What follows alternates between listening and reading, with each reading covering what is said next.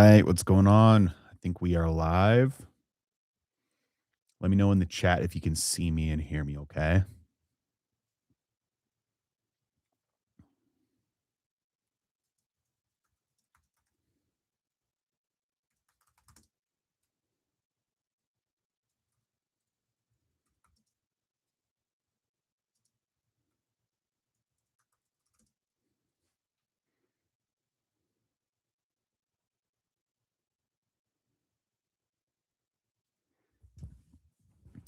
Let me know in the chat if you guys can see me and hear me, okay?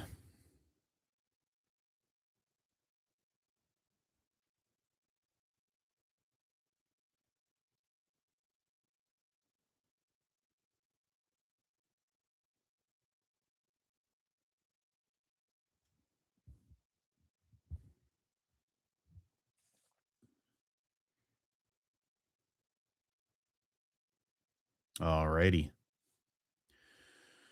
Good, good. We got some news recently that I'll share with you guys. Let's throw that up on the screen. World Bank document recently showed that there are 27 countries that are seeking to ensure access to crisis funds. Due to the ongoing war, the World Bank has received an influx of requests for emergency funds. And this may be one of the reasons why, like,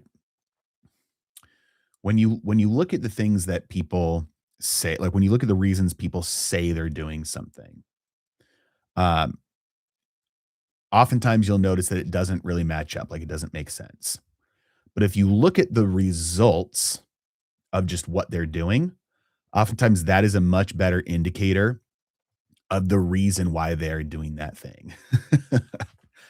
And when you look at the results of what is going on in this current conflict, we have energy prices going up. We have increased increased purchasing of American manufactured goods like weapons. We have dollar shortages popping up around the world.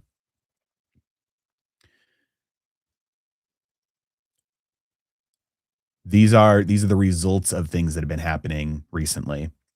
So despite what they say the reason is for doing these things, when it doesn't make sense, when the ongoing conflict, the lack of resolution, when you look at the results of these things, it's possible, and this is actually the reason for it. If you go back to the end of World War II, after World War II, the rest of the world was, destroyed, especially Europe. Um, all of the gold, all the money had made its way into US coffers. The rest of the world was broke, destroyed, needed to be rebuilt, and was pretty reliant on the United States. That set in stone the dollar as the global reserve currency. The rest of the world's currencies, that was the Bretton Woods Agreement. That was the rest of the world pegging their currencies to the dollar. And after we abused that and printed way too many dollars, and there was actually gold to back it up, we solidified that position with the dollar as global reserve currency with the petrodollar agreement with Saudi Arabia.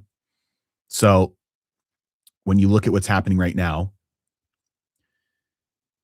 it's possible that a Bretton Woods 3.0 type of agreement, in order to continue, like a last shot at making sure that that the United States maintains a position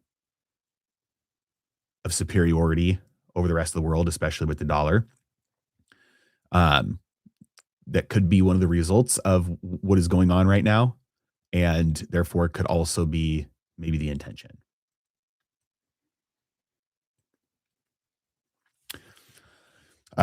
Throw any questions that you have for me in the chat. Happy Friday.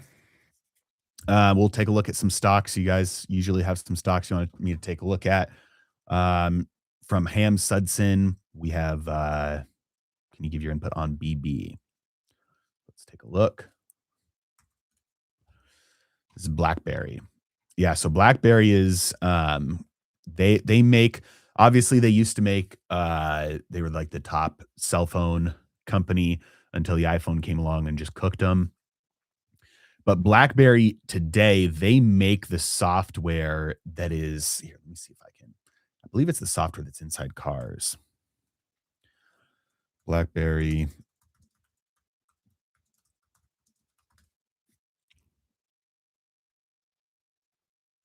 Let's see, what do they do? Yeah, the software powering 275 million cars. I wonder if this article shows exactly what. Um,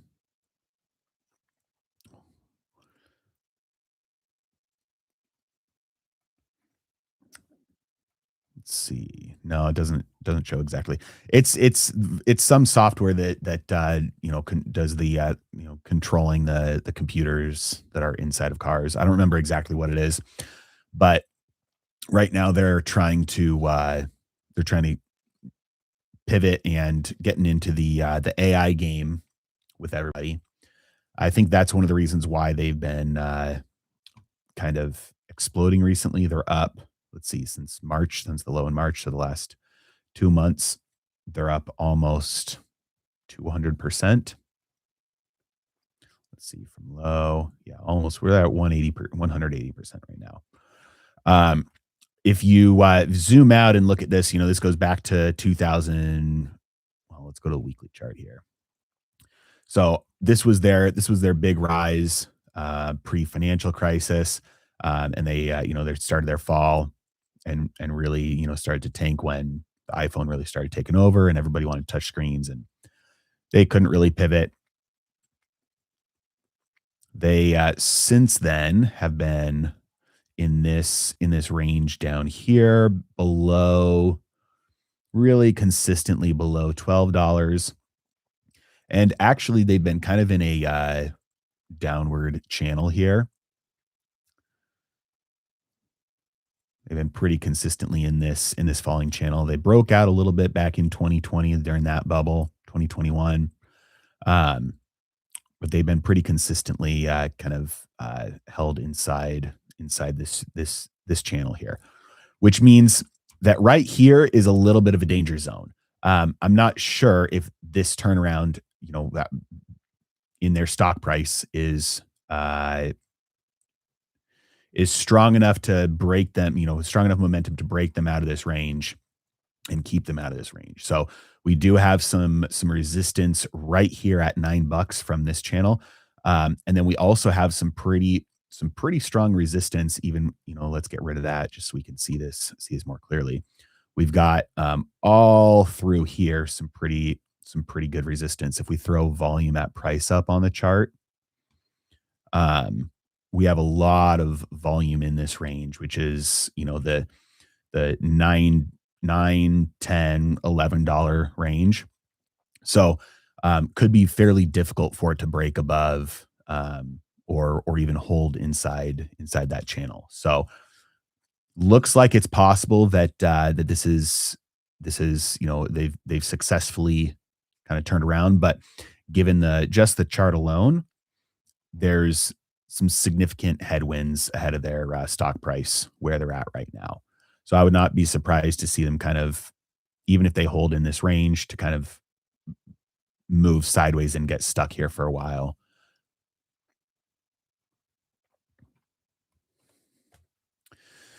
Okay, let's see here. Congrats on 400,000 subscribers. Thank you. I was talking about this on a previous live stream, maybe last week, but I think YouTube has been slowly but surely trying to deal with their bot problem and just deleting bot accounts. But if they just did it all in one fell swoop, just deleted everything that they knew was kind of like a bot, I think it would really destroy like their like subscriber count, like everywhere would kind of drop off of a cliff, and it would demotivate and discourage creators from making videos to see their subscriber count go down. And so I think what's been going on behind the scenes, because this never happened until about 6 months ago. I started noticing every time my subscriber count would go up, it would go down and go up and go down. And kind of like it was basically for 6 months pretty much flat. And so I think as um, they're trying to do it in a way where they're not discouraging creators so that creators don't see their subscriber count tanking. Um, and so I think that's I was stuck at like 399,000 subscribers for like a couple of months, which is kind of weird. But anyway, it's not like that. It's just a vanity metric. It means absolutely nothing. It's not significant in any way, shape, or form. It doesn't impact views. Doesn't impact channel revenue. Doesn't like it's completely irrelevant. Doesn't matter at all. Um, but it is cool to see the four instead of the three. All right, let's see here. From the commentator, question: can you pin the question you're answering on the screen while answering? Thanks. Um,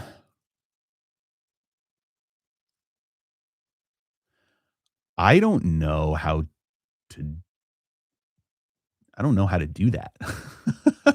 I mean, if you're asking me to pin the question in the actual comment chain, then in the chat, I could do that, but then like my pinned comment that is telling everybody who comes in live, I want to make sure everybody who comes in live knows that it's like, hey, throw in your questions, ask me anything. So then I'd be constantly, I mean, I wouldn't even be able to flip back to that because I'd only have the one pin that I'm answering. I think there's probably a way. I'm just, I don't pay very much attention to like other streamers. There's probably a way for me to put the question up on the screen rather than just pinning it in the chat. I'll have to look into that. I don't know. I don't know the way to do that at this point. All right, let's see here.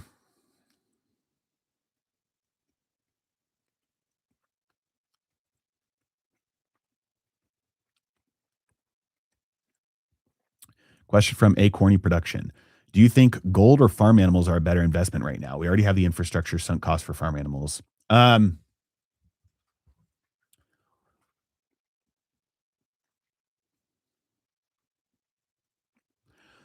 I don't like personally, I don't look at gold as an investment. I look at gold as a savings account. And the reason why is because it doesn't produce yield unless you put it to work by leasing it or loaning it out. So it doesn't produce a yield for you. It's not a business. It doesn't produce profits. It's money for thousands of years. That's the way that it's operated. So it preserves its purchasing power. When you look at the amount of stuff that you can buy with gold over a long period of history, that amount of stuff you can buy with the same amount of gold just slowly but surely grows over time from technological deflation. So you can buy a little bit more food today with gold than you could, 100 years ago. You can buy, more clothes today with the same amount of gold than you could 100 years ago. You can buy, um, there's some things that have not gotten cheaper through technological deflation that require like the same amount of human labor. So like the cost of a haircut today is roughly the same in terms of gold as it was, 100, 200, 1,000 years ago. Um, and so gold operates like a savings account. You use gold to preserve your purchasing power, but inflation, deflation over the long term, it's not going to, have compounding growth. It's not going to make you money in the long term. That's what investments are for. So when you look at something like farm animals themselves,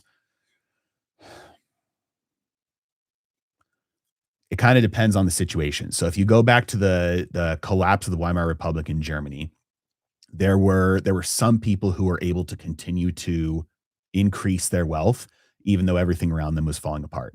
And it was the farmers. It was the people who still had things that could produce things that people needed to buy no matter what. And so regardless of the price of a dozen eggs, farmers were still able to sell a dozen eggs because people needed to buy food to eat. So even if, in our terms, let's say it went from, $12 a dozen to $50 a dozen to $100 a dozen to $1,000 a dozen. People still had, through that hyperinflation, they still had to use their money to purchase eggs or milk or cheese or meat because they had to survive. So the people who had the ability to produce the things that people would continue buying no matter what were the ones who were able to continue growing their wealth. They were able to, pay off their fixed rate debt. There's a good story in the book called When Money Dies. I think it's by Adam Ferguson, I think. Um, and all of the, all the neighbors, they're like, pissed at their friends and their neighbors who are the farmers. They're saying, "Hey, you're getting rich from us. You're exploiting us. Like, we're giving you all of our money just to survive, just for this food. What are you doing with all these riches?" And they said, "We're paying off our mortgages." Um, because in when inflation erodes the cost of paying down that debt. So in periods of like hyperinflation, that can be a real good hedge to be able to still be able to produce the things that you need, and that other people will be able to buy from you.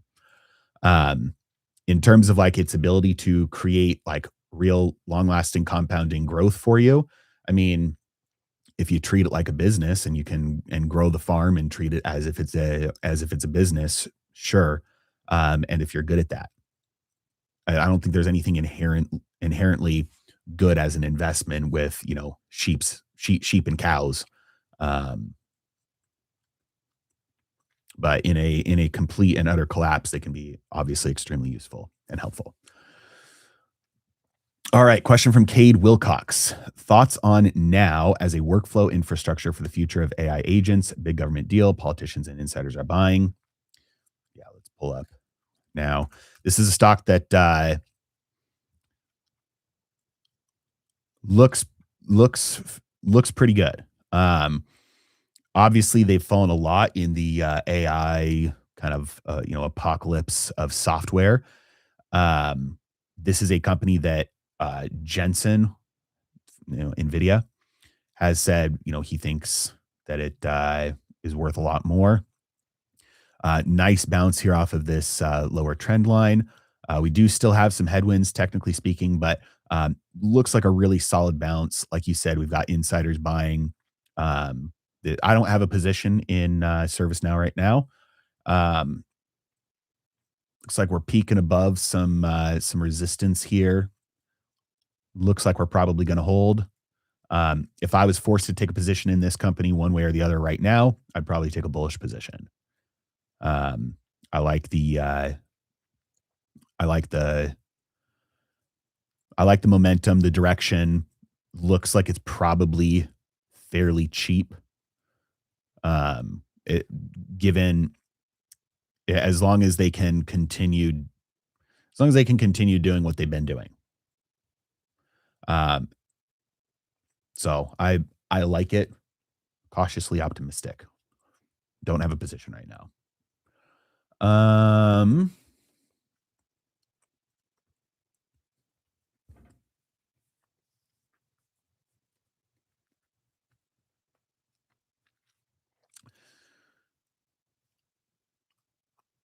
Question from GYMNTG. Is the shortage of US dollars the driving factor behind the decrease in the price of gold? No, no, no, not really related at all. The price of gold ran up like, let's take a look. When you have an asset that moves this much, when an asset with this type of market cap that moves up 165%, when gold goes from 2,000 to over 5,000 in such a short period of time, you you have to expect some price consolidation. You have to expect some profit taking. You have to expect some volatility. We didn't even we just yesterday saw gold hit the 200-day moving average, despite the fact that it's fallen since January, volatile, moving up and down, but drifted lower since January. It just now retouched the 200-day moving average. That should give you an idea of how insane. It hasn't touched the 200-day moving average since November of 2023. That's a monster move for an asset the size of gold to be able to be above its 200-day moving average for 2.5 years straight, over 2.5 years. And it just now retested and touched. So no, this has nothing to do with the dollar. This is 100% expected. At least it was expected by me. All right. From Joseph Carali. Oil seems way too low. What are your thoughts on that and natural gas? I think prices are being are probably a little bit lower than they're gonna be. I think they're gonna stay elevated, go a little bit higher. The strategic petroleum reserve has been like just has been getting drained recently. There's some futures action going on as well. So I think prices are being kept held lower because of that. Um, and so no, I don't think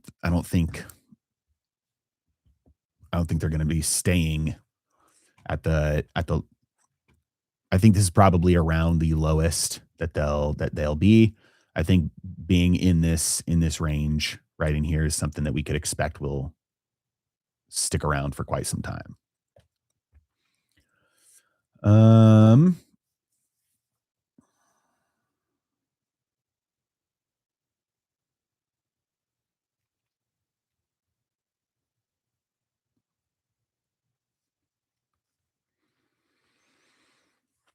let's see here.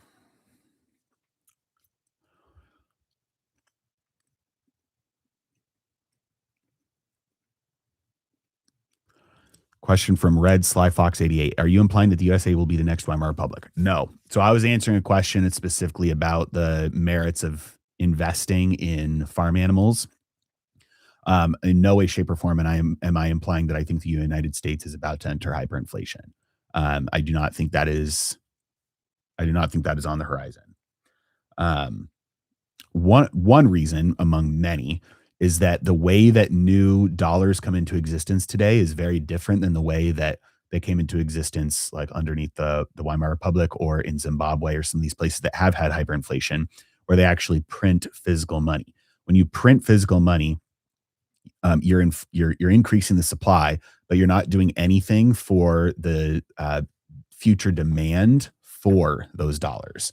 The way that dollars come into existence today is that they are loaned into existence, which means at some point in the future they need to be paid back plus interest, which means every new increase in the supply of dollars means even more future demand for dollars. Um, and so no, in no way, shape, or form was I trying to imply that I think the United States is headed towards hyperinflation.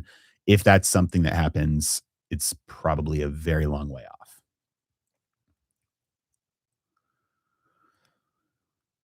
Okay. Question from the Flims. I'm going to answer this question. You keep on asking me if I'm looking for a video editor. Um, and I'm going to answer it in a way that can help anybody who is a freelancer or self-employed that is looking for work. Um, when you are looking for clients, when you are looking for jobs, when you're looking for people that you want to hire you to or sell you want to sell your products or your services to them, the number one way to make sure you don't get a response is to ask somebody else for work. Like if you're going to a business or a customer or somebody, let's say you want to do graphic design for them or marketing for them, something like that, and you in your introduction are asking them to have to do something, it's almost guaranteed that you are not going to be able to find work that way. You're not going to land clients. You must give first. And what that means is you don't even offer to say, hey, I will work for you for free, or hey, I'll do this first campaign for you for free, or hey, I'll do this first video editing for you for free. Like you literally just do it and then hand it to them. So in the case, in an example like this, I get people probably a dozen a day. I get emails from people who are trying to get me to hire them for some sort of service, whether it's video editors, whether it's marketing, whether it's whatever it is. And those all go straight to the junk folder because number one, I don't know if they're real. Like this day and age, they could all be bots. Number two, I don't know if they actually know anything about my business or what I do or what I need because they've provided me with no examples, no proof, no no indication that they can actually do something that would help me that would be worth me paying them for. Um, Hiring is work. Interviewing is work. Going through somebody's portfolio, that takes a lot of work. And so if I'm going to be required to invest time and effort and communication and risk just wasting all of that, it's got to be for a very, very, very good reason. Now, I will tell you, there have been a couple of people that have reached out to me over the years, and they have provided me with a an email that indicates, "Hey, I know what you do. Here's a recent video that you made. I liked this for this reason, and I noticed that there was this animation, on this thing that I really liked." And then they provide me with a Google Drive folder and they say, "I created a few shorts for you," or "I created, a 5-minute example of how I edit videos. Feel free to take a look at it. Feel free to use it if you want. It's yours. If you like it and you'd like to talk about maybe hiring me, here's my contact information. I'd be happy to talk." That's a very, very easy way for me to then take a look at, okay, I know this isn't a bot, number one. And number two, I can take a look and see, are they actually able to produce something that I'm looking for? And pretty much the only people that I've ever hired that I wasn't actively looking for, have come through that. And so, just asking somebody to hire you, just asking somebody if they're looking for you, just asking that's pretty much a guaranteed way to get ignored. You must be able to provide, if you can provide good, solid work and you say, "Hey, here's what I can do for you, and here it is for free. And if you'd like to hire me, let me know." That's not guaranteed, but it's a pretty foolproof way to land clients. Um, so I would recommend anybody who is freelancer or starting a side hustle or a side business or working for yourself to give freely first for something that the other person will actually perceive as very, very valuable, and you have a much higher chance of actually getting business that way. Specifically for video editors, I'm not looking for anybody right now. I have a full staff right now, so I'm not hiring. Okay. Question on CVI. This is from Boya6585. Um, CVI stock. Let's take a look.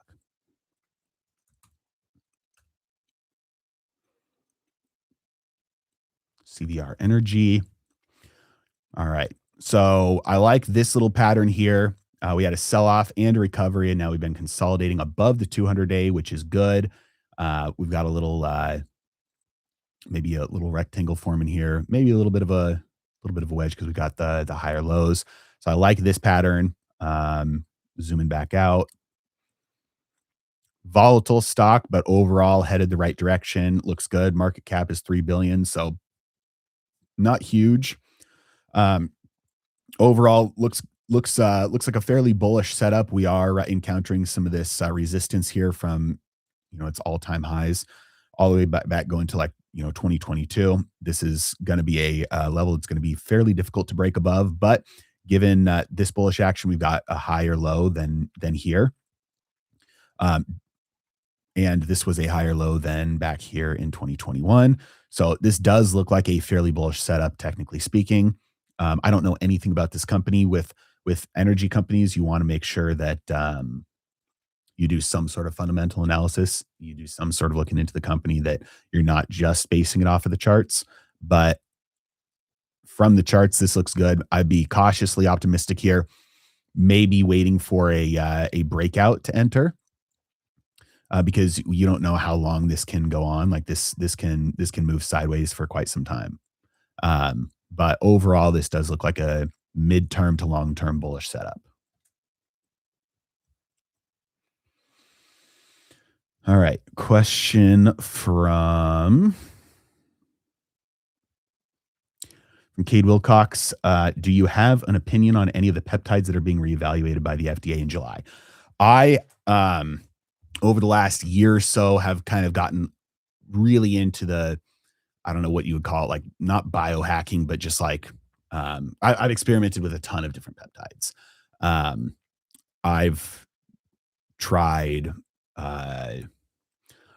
thymosin alpha 1, MOTS-C, C-Max, C-Link, retatrutide, tesamorelin, ipamorelin, kisspeptin, BPC 157, TB 500, GHKCU,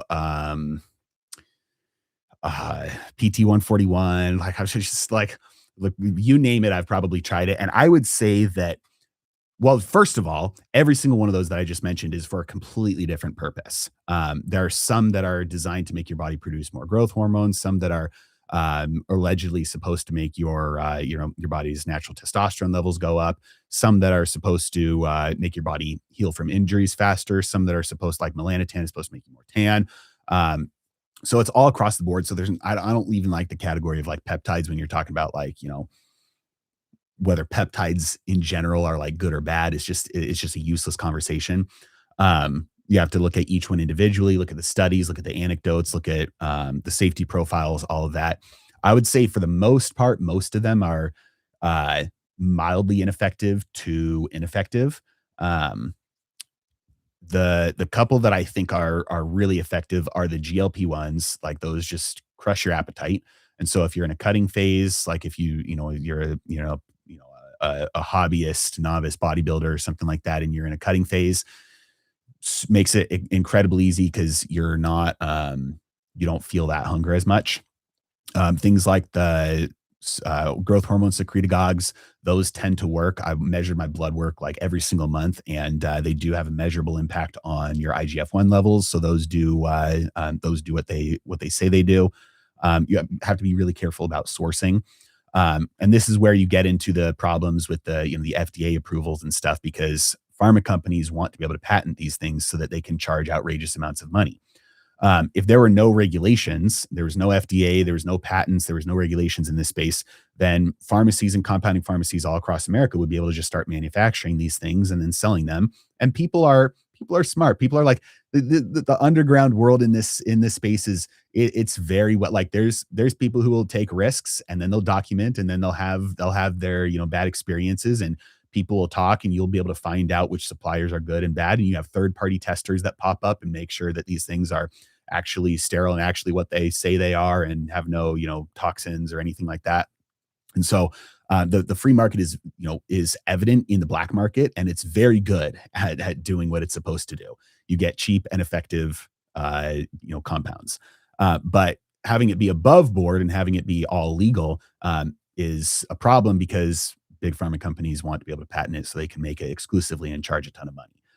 And so that's why there's these issues, with the pharma companies are the number one, number two lobbyist for the last 20 years straight.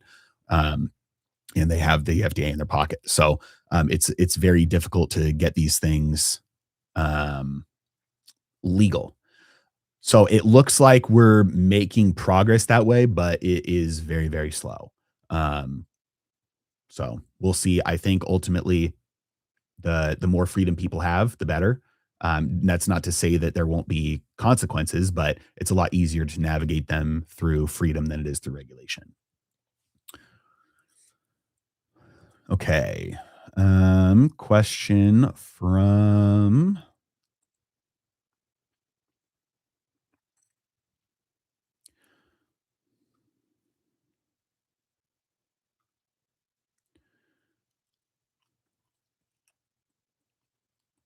um,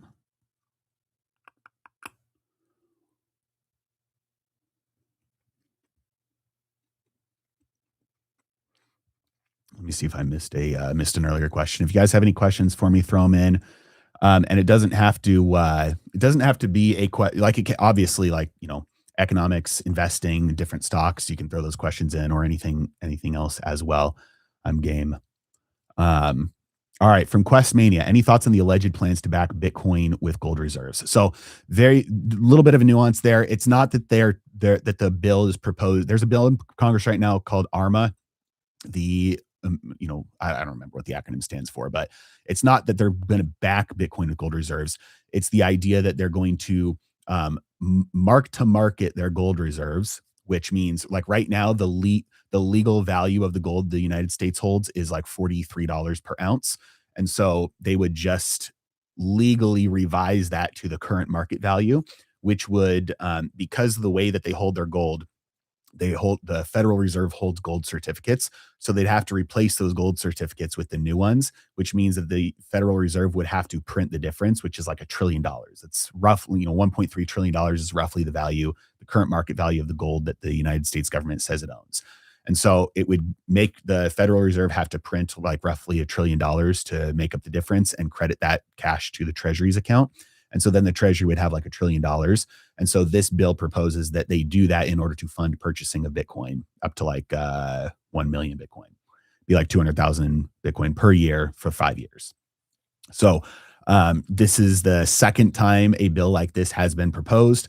The first one didn't really gain any traction, but now with the Clarity Act looking like it's going to go through, all of the big Wall Street firms, they're hiring crypto people. Schwab I think or is about to roll out crypto trading. Fidelity has that, or is about to have that as well.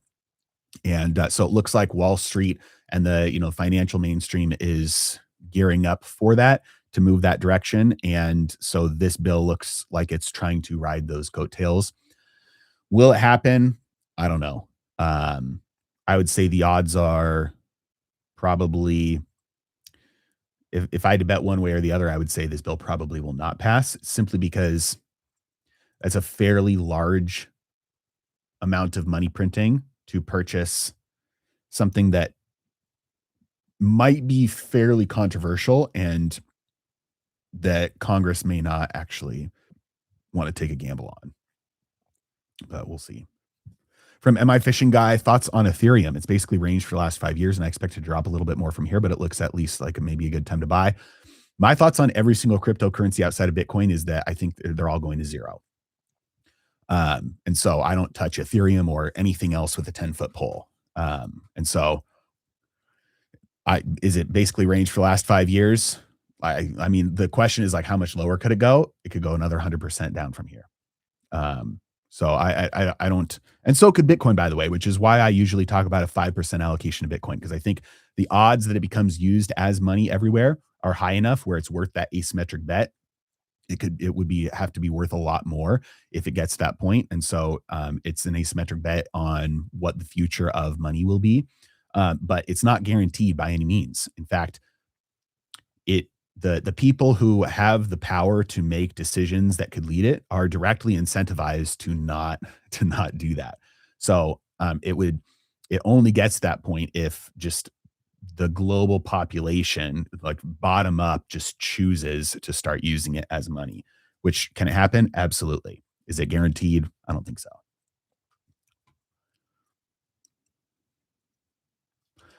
All right, question from Jeff M. Bateman. Do you think the current economic environment will eventually force other nations to buy U.S. bonds?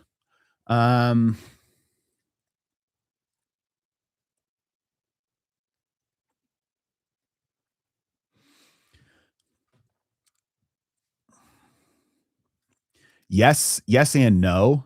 I think Well, I think number one, the Clarity Act and stablecoins, I think that's going to funnel a lot of international money into bonds, not necessarily from governments, at least at first. But I think the Clarity Act is going to move that direction at least somewhat. Um,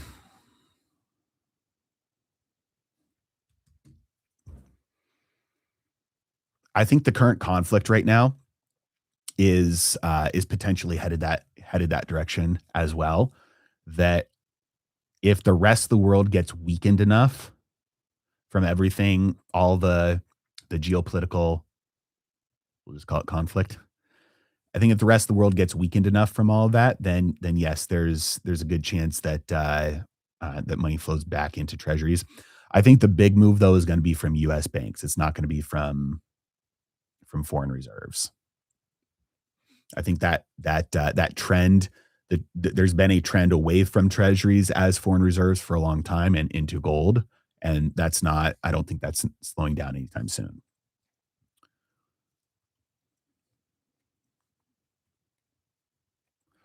All right, let's see. Next question.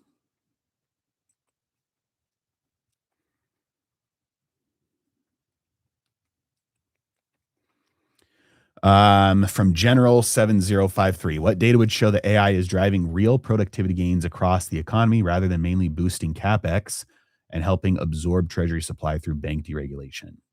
Well, that last part has nothing to do with it. Absorbing treasury supply through bank deregulation has nothing to do with AI driving real productivity gains. They're entirely separate things. Um, Uh, and also boosting capex spending. That's not a sign or like that comes first. It's like put put in the cart before the horse. It's like the increased capex spending is so that the future result will be AI driving real productivity gains. One example is companies who are decreasing their um, human workforce, simultaneously increasing their revenue and profit, both on a total absolute basis and on a per person basis. And that is happening all across the tech world right now, especially with a company like a really good example of this is a company like Amazon. Let me see if I can find the chart for you guys. Amazon headcount versus robots. Here we go. Open image. Oh man, this is super low res. Hold on, let me see. Let me see if I can find the. Here we go. Okay. All right. So this is Amazon's robots versus employees. This is a year old right now, but the direction has been accelerating. So you can see this goes back to 2013. The orange line is their robotic headcount, and that was slowly increasing well below its human headcount. And the blue line up here is its human headcount. And if we look at recently, what has happened is robotic headcount has been exploding. Meanwhile, its human headcount has been like, drifting sideways basically.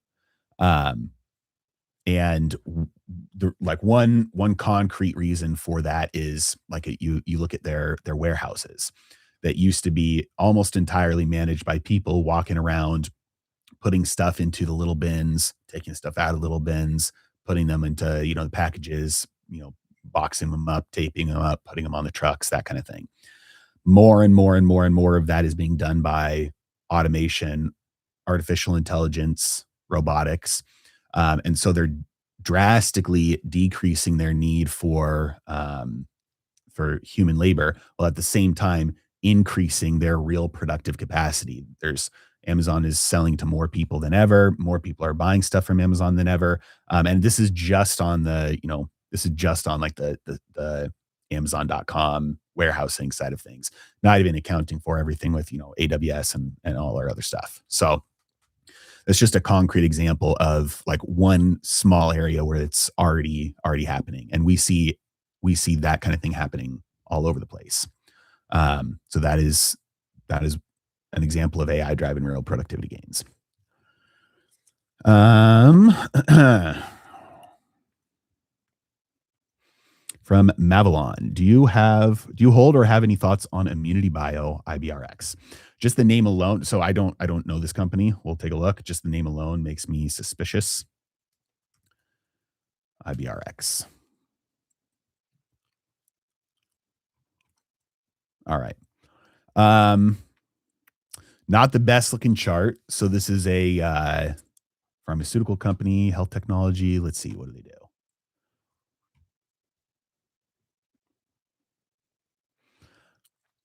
Clinical stage immunotherapy. Oh, immunotherapy. Okay. Develops next generation therapies that drive immunogenic mechanisms for defeating cancers and infectious diseases. Okay. That brings more context to why their stock price would look like this. Got caught up in the 2020-2021 bubble. Um, so my guess would be recently there was some sort of a breakthrough, some sort of a study that showed some sort of effectiveness with one of their therapies or drugs. Um, so this kind of price action does look pretty good. A big fast move up and then correction consolidation while with a rising, higher and higher lows. So this kind of a pattern does look pretty good. We're currently above some good resistance, so testing that as new support. So technically speaking, at least in the short term, this does look fairly bullish. These kind of companies are fairly, finicky. I like my question would be what kind of, I mean, I'm sure they're not profitable. I'm sure they're just, yeah, they're losing money. Net income negative 351 million. So one thing that you have to watch out for is a lot of times they have to just keep on raising money, and they do that by, issuing more shares. And so, and let's see, earnings, yeah, surprise to the downside. So there are some dangers with companies like this before they're able to get, hit full steam ahead. But if you can keep your discipline, keep your stops tight, and be okay with getting whipsawed a bunch before you end up hitting a wave that goes up pretty quick, then you can do well with companies like this. All right, market just closed. Let's see where we ended with the market. All right, so SPY, pretty small move, up a quarter of a percent. Um, Back on the minute chart, basically no movement today. Didn't really expect anything on a Friday like today with the news about the war and all that. No real movement. Same thing with QQQ. Same thing with the Russell. All right. Next question. Let's see here. From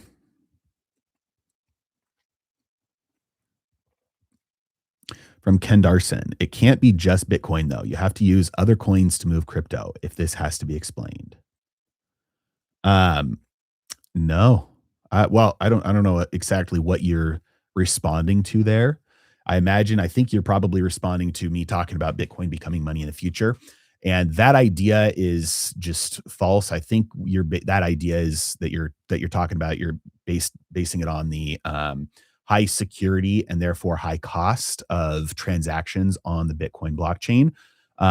There's this idea that then you need other coins instead that do like the daily transactions, and that's just not how money works. All forms of money, whichever one is the dominant form of money at the time, it operates in layers. So there's a base layer, and then there's multiple layers on top that are quicker, cheaper, faster, and reversible, and maybe less secure. So, like with the dollar system, the base layer is the Federal Reserve, um, the like Fed wire system.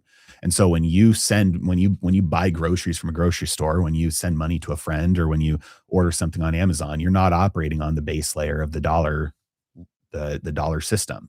You're not sending a wire. You can, but it's costly and it's slow and it's irreversible. So nobody operates on that layer. Um, and so you operate on a second or a third or a fourth layer where there's batch settlement that takes place. And so that makes those transactions really cheap. You can have reversible transactions through things like credit cards. These are all higher and higher layers up that eventually at somewhere down the line, they will get settled on the base layer, which is, through the Fed wire system as banks move money back and forth to each other, on the Fed's ledger. But that's how money systems work. And so Bitcoin would be no different. Very few transactions would ever happen on that base layer. You have layers on top of that where other types of transactions take place, whether that's credit card transactions, whether that's like Lightning. Like the Lightning network is a network that is batch settlement transactions that are basically free and almost instant, that happen on a higher up layer, so that for smaller transactions that don't need to, don't have that high security requirement, you don't have to operate on the base layer. All right.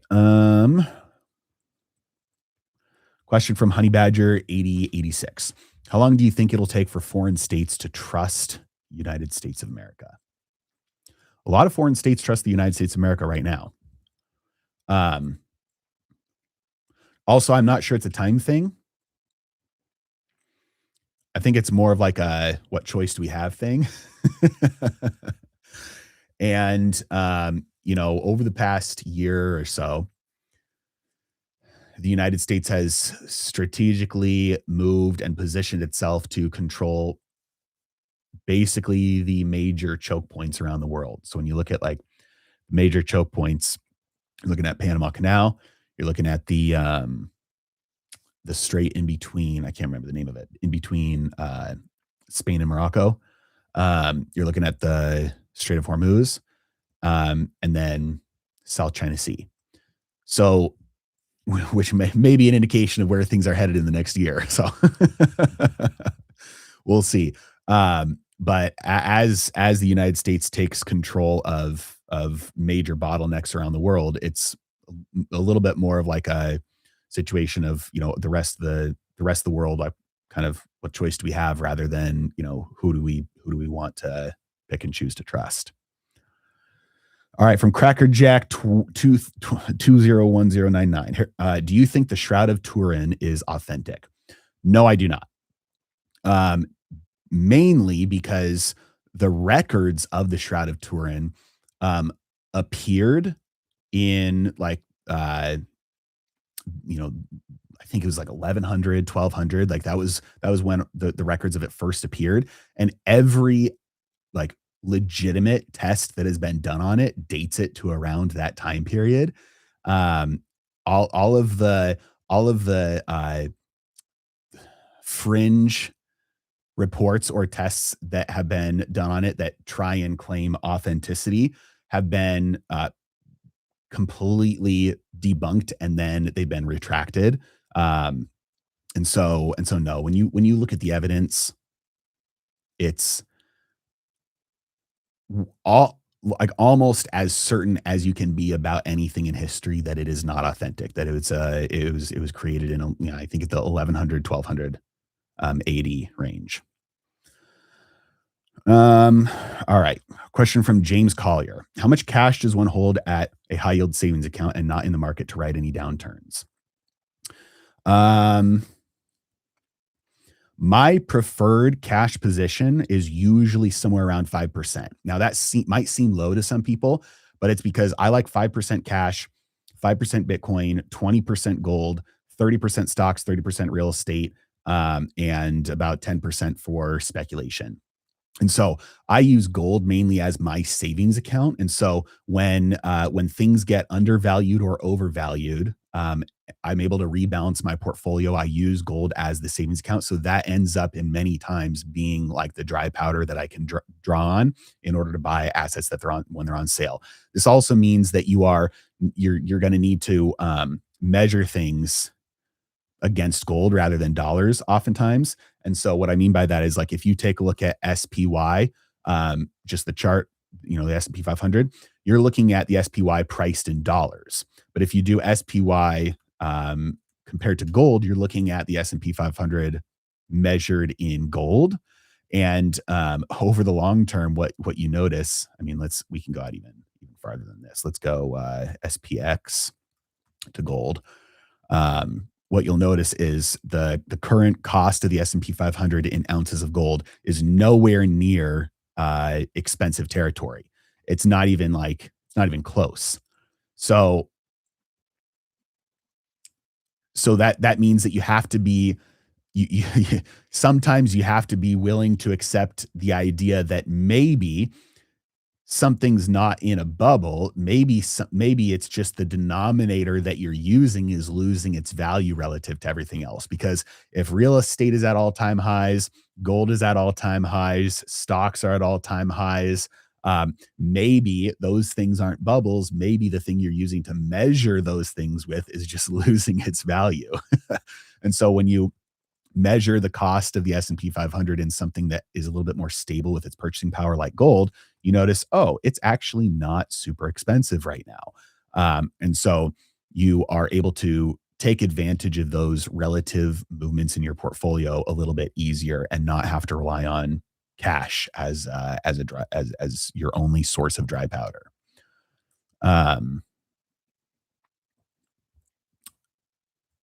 So the question is how much to keep in a high yield savings account, cash and cash equivalents, money market funds, T-bills, all that. I do like 5%. A lot of people like more than that. I think it's fine. Overall, like about 30% in reserves, whether you like bonds as reserves or cash as reserves or gold as reserves or whatever as reserves. I think that is a pretty solid place. Around 30% in stocks, around 30% in real estate, and then 10% just for um, hedging, speculation, that kind of thing. All right. Question from Honey Badger: How many listeners have IRAs with exposure to Starlink, SpaceX, Neuralink? Thoughts on Nasdaq to push to list? I've got a video coming out about this next week, I think.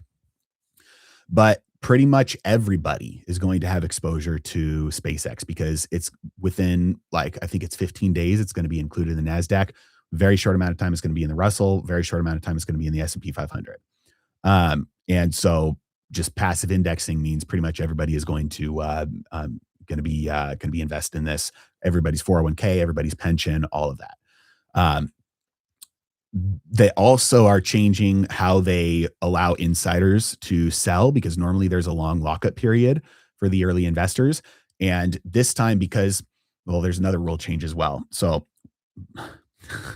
it's kind of crazy. That's why I made a whole video about it. It's coming out next week. But basically, like, they're getting index fund inclusion earlier that funnels a lot of money into it from the other stocks in the index. It won't material change the price of those other stocks. Like, that's not a tradable thing. You can't just short those other stocks and expect that that's gonna, that they're gonna go down in price because of it. But there's gonna be a lot of flows into SpaceX that wouldn't have done that otherwise from initial inclusion. They're also allowing insiders to just sell early. There's a laddered schedule. So um, if the stock price goes up a certain amount, more early investors can sell more of their shares. And then there's a laddered, like a scheduled, they can sell along the way versus just a big cliff coming up. And so that will suppress any of the potential big, like, pump that you would normally expect from an IPO will probably be suppressed by insiders being able to get out right away. And so there will be a lot more selling at the beginning from early investors. In addition to that, we have a change in indexing rules for weighting. So SpaceX's float is only going to be like 3, 4, 5% of their market cap. And that's well below the minimum that's usually required for inclusion in the index. Usually they require about 10% available. And because there's going to be such a small amount of shares relative to the size of the company available for trading, they got a rule change to do something called a float multiplier. So Nasdaq is going to look at SpaceX and say, well, we're just going to pretend you have 10% of your shares, which means they're going to be purchasing like triple the amount of shares, double to triple, maybe up to like 5x the number of shares that they would based on how much is actually available. So there's extra money flowing in from the index so anyway, because of all of that, it's just there's shenanigans. I don't expect the same exact pump and dump that you always see from IPOs, but that doesn't change the fact that it's extremely, extremely overvalued. And I don't like touching IPOs pretty much no matter what, unless there's a very, very, very, very, very good reason. And there's not with this one, at least in the beginning. Now, full disclosure, I am an early investor in XAI, and that was purchased by SpaceX, and now SpaceX is going public. So I will technically be one of those early insiders that's looking to find a way to get out. So I'm not participating in the IPO, but that doesn't mean that I won't actually have exposure. So just so you guys know, when I share my positions with you, it's not because it's any sort of indication that I think that you guys should take the same position. It's just I want you to know, just full transparency, where I'm at, so that if I say I have an opinion about something, you know the strength of that opinion. So if I say, I think that this thing is going down, but I don't have a bearish position, well, then my opinion isn't strong enough to actually take a position there. But if I say, hey, I think this thing is going up and I'm long that thing, then now like, oh, well, he really believes what he's saying. Number one, because he's actually long that thing. But number two, I have to take it with a grain of salt because obviously he thinks that because he's long it. So it allows you to kind of see my bias as well. All right.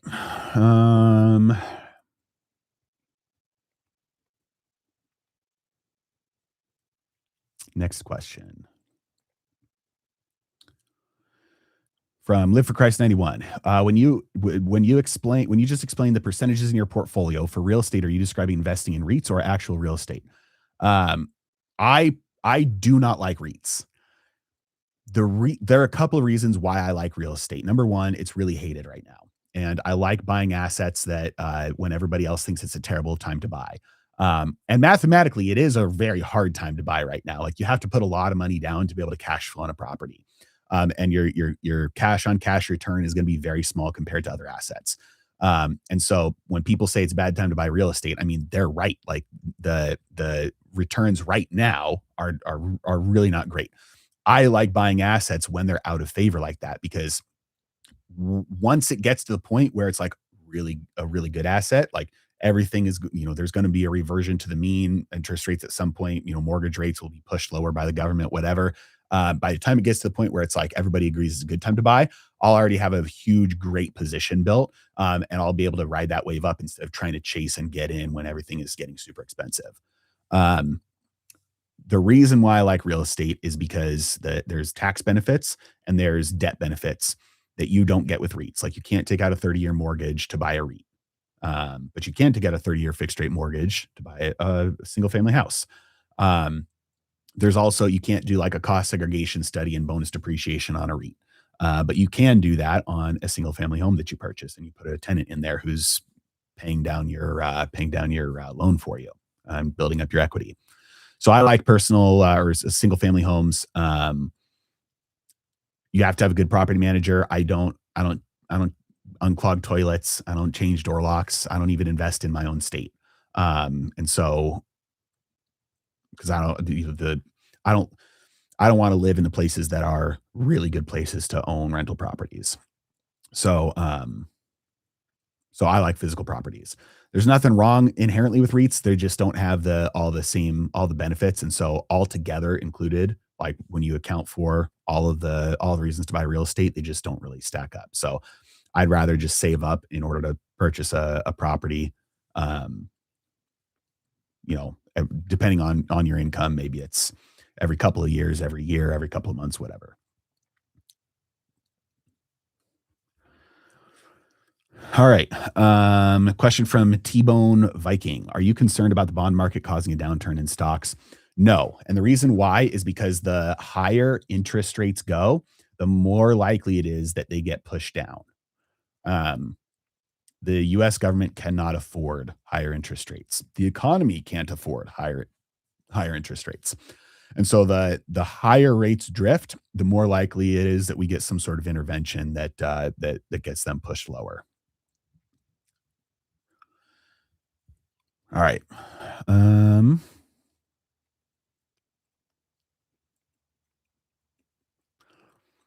Question from Mavalon 244. Do you think stocks will crash a bit with AI and SpaceX IPOs? No. The amount of money that is being diverted into these IPOs from the rest of the market is not big enough to have a material impact on the rest of stocks. Especially if you are the type of person that just invests in the index funds, there won't be any change because it's an internal rebalancing. Now, IPOs, big bursts in IPOs do tend to precede busts. And so when you see big booms in IPOs like happened in 2020 and 2021, and then last year was a big year for IPOs. This year looks like it's going to be even bigger. When you see those kind of things, those tend to happen during booms, and booms tend to precede busts. But it's not going to, in my opinion, it's not going to be a short-term time period, like a direct result of, hey, these IPOs happened and that crashed the markets or anything.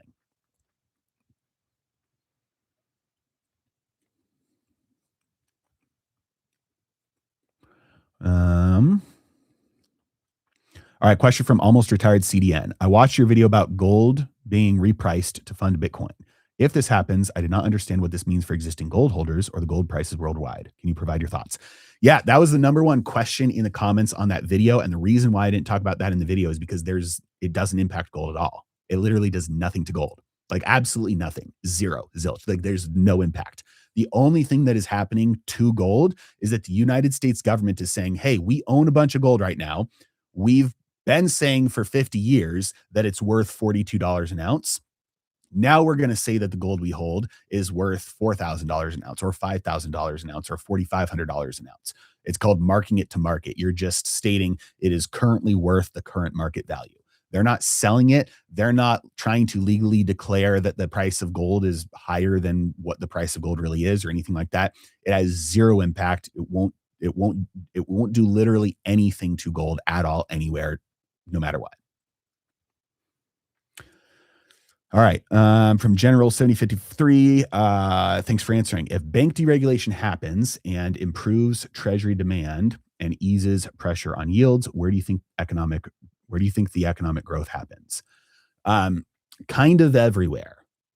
The reason why is because the main economic effect of bank deregulation will be allowing banks to lend more into the private sector than they've been able to since the financial crisis.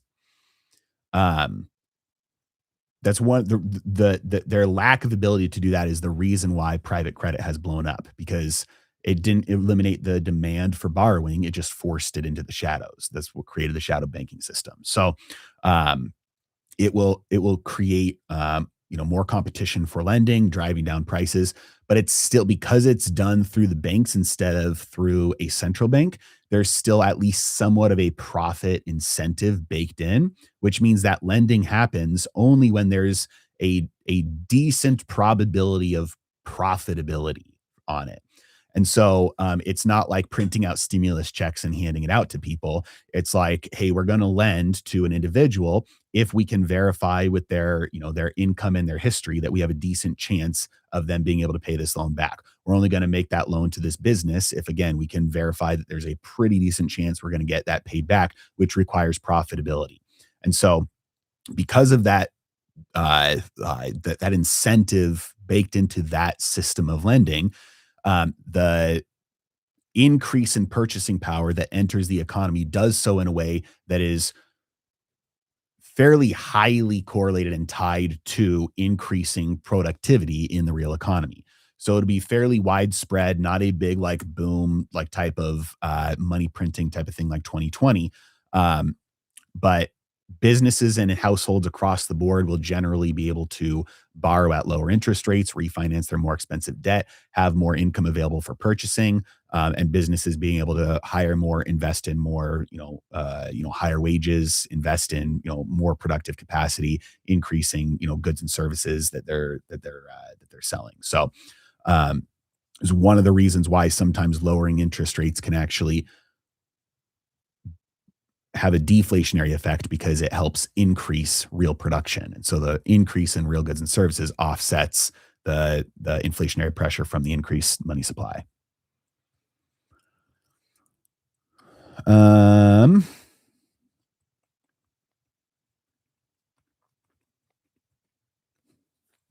from Mini Stick Snipes, when are commodities going to take off? Just seems like a bunch of semi hype.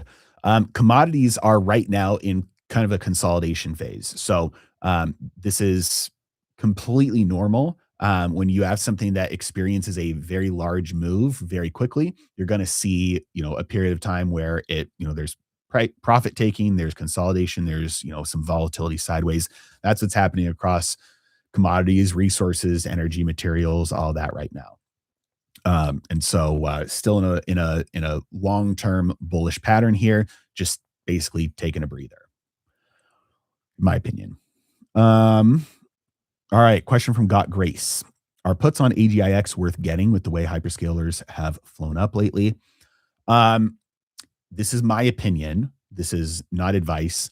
Um, just sharing with you my positioning. I'm long AGIX right now, and so is my trading group. I had a trade alert go out for AGIX a month ago, maybe a little bit longer. And so we are long AGIX right now. I think we still have more room to run. We have not exited. We're pretty close to our profit target, but we haven't hit it yet. Um, I think there's still more room to run to the upside. And so, no, I'm not bearish on AGIX yet or related companies. Um, do I think we could easily get to that point? Yes. I just don't think we're there yet. All right, question from Mango H5H. When do you think bank deregulation will take place? I think I think within the next 6 months, I think it's gonna happen this year. I think we're I think we're gonna see it happen this year. Um, all right. Question from Klon Ross John. What do you think about memory related stocks and their valuations like Micron, SanDisk? Thanks for all the knowledge. Micron is still relatively attractive. I did recently close out my Micron position. Um, I think the valuation is still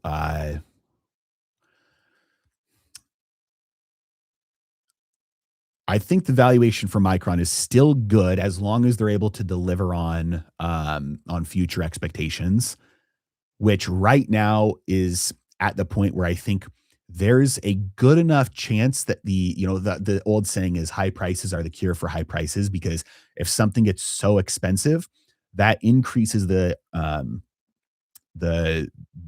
the competition to want to come in and create something so that they can participate in those profits and undercut the prices. It also increases the demand for the lower quality, lower priced stuff, because it's like, well, I can't afford that higher price stuff, even though it is higher quality. I just have to settle for the cheaper stuff. So I think that if the expectations about prices stay, like if those expectations are accurate, then I think Micron will probably continue to go up a lot more. But I think there's a good enough chance now that those expectations are a little bit overblown, that maybe we're close to the end of such an insane run with some of these companies. Not quite close, not quite done yet, but I think it's I think we're seeing more and more of a chance that we're getting there. So we'll see though. All right, let's see. Question from Liverbest Gibbs. Fair value for a company used to be considered 12 to 15 price to earnings. Do we ever get back there, or are we forever in a new normal when it comes to valuing companies? There are quite a few companies that have those kind of valuations, and they tend to be not good companies. There's a reason why the market is assigning a much lower multiple to those companies than others. When valuing companies, really the only thing that people are doing is they're asking the question, how much should I be paying for this money printer? So you ask yourself a question like, let's say you can go on Craigslist or OfferUp or Facebook Marketplace and you can buy printers that print out dollar bills. And let's say there's this one printer that prints out, let's say prints out $1,000 per year. How much would you be willing to pay for that money printer? So maybe you're saying, well, I'd only be willing to pay $1,000 for that printer. Like if you're valuing it like like a publicly traded company, somebody else might be willing to pay $30,000 for that printer, because they're like, yeah, I won't, if it continues to print money at this same pace, then I won't make my money back for 30 years, but I'm going to be making money on my money. I'm going to have, a yield that I'm getting on that along the way. But also I think this money printer is going to get better along the way. Right now, it only prints out $1,000, but next year it might print out $1,500, and the year after that, it might print out $2,000. And so I'm not just paying for the amount of money it's printing right now. I'm paying for the likelihood that it'll print out even more money in the future. And so some of the companies that have really low valuations right now compared to the rest of the market is saying, yeah, you print a lot of money right now, but in 5 years, you might not even be around. So I can only maybe count on you for printing money for me for the next couple of years. So I'm going to take that into account. I'm not going to pay a high valuation for that. I'm going to pay a low valuation for that. The other thing that comes into question here when you see valuations extended across the board is what happens to the money. Because if the dollars themselves are losing value, then you're willing to pay a higher and higher price for the thing that prints out more and more dollars. In fact, you are incentivized to do so. If dollars were, never losing any value, then you would be okay with just holding on to your dollars. But the more expectation of devaluation gets baked into the economy and the markets, the higher and higher valuations go. This is why when you look at like the stock market in places like Venezuela, it's like a hockey stick. It's because I'd rather do anything with my money other than keeping the money. Um, I need to put it into some productive asset, even if it's expensive, because at least it's better than holding dollars. So you have to take that into account as well.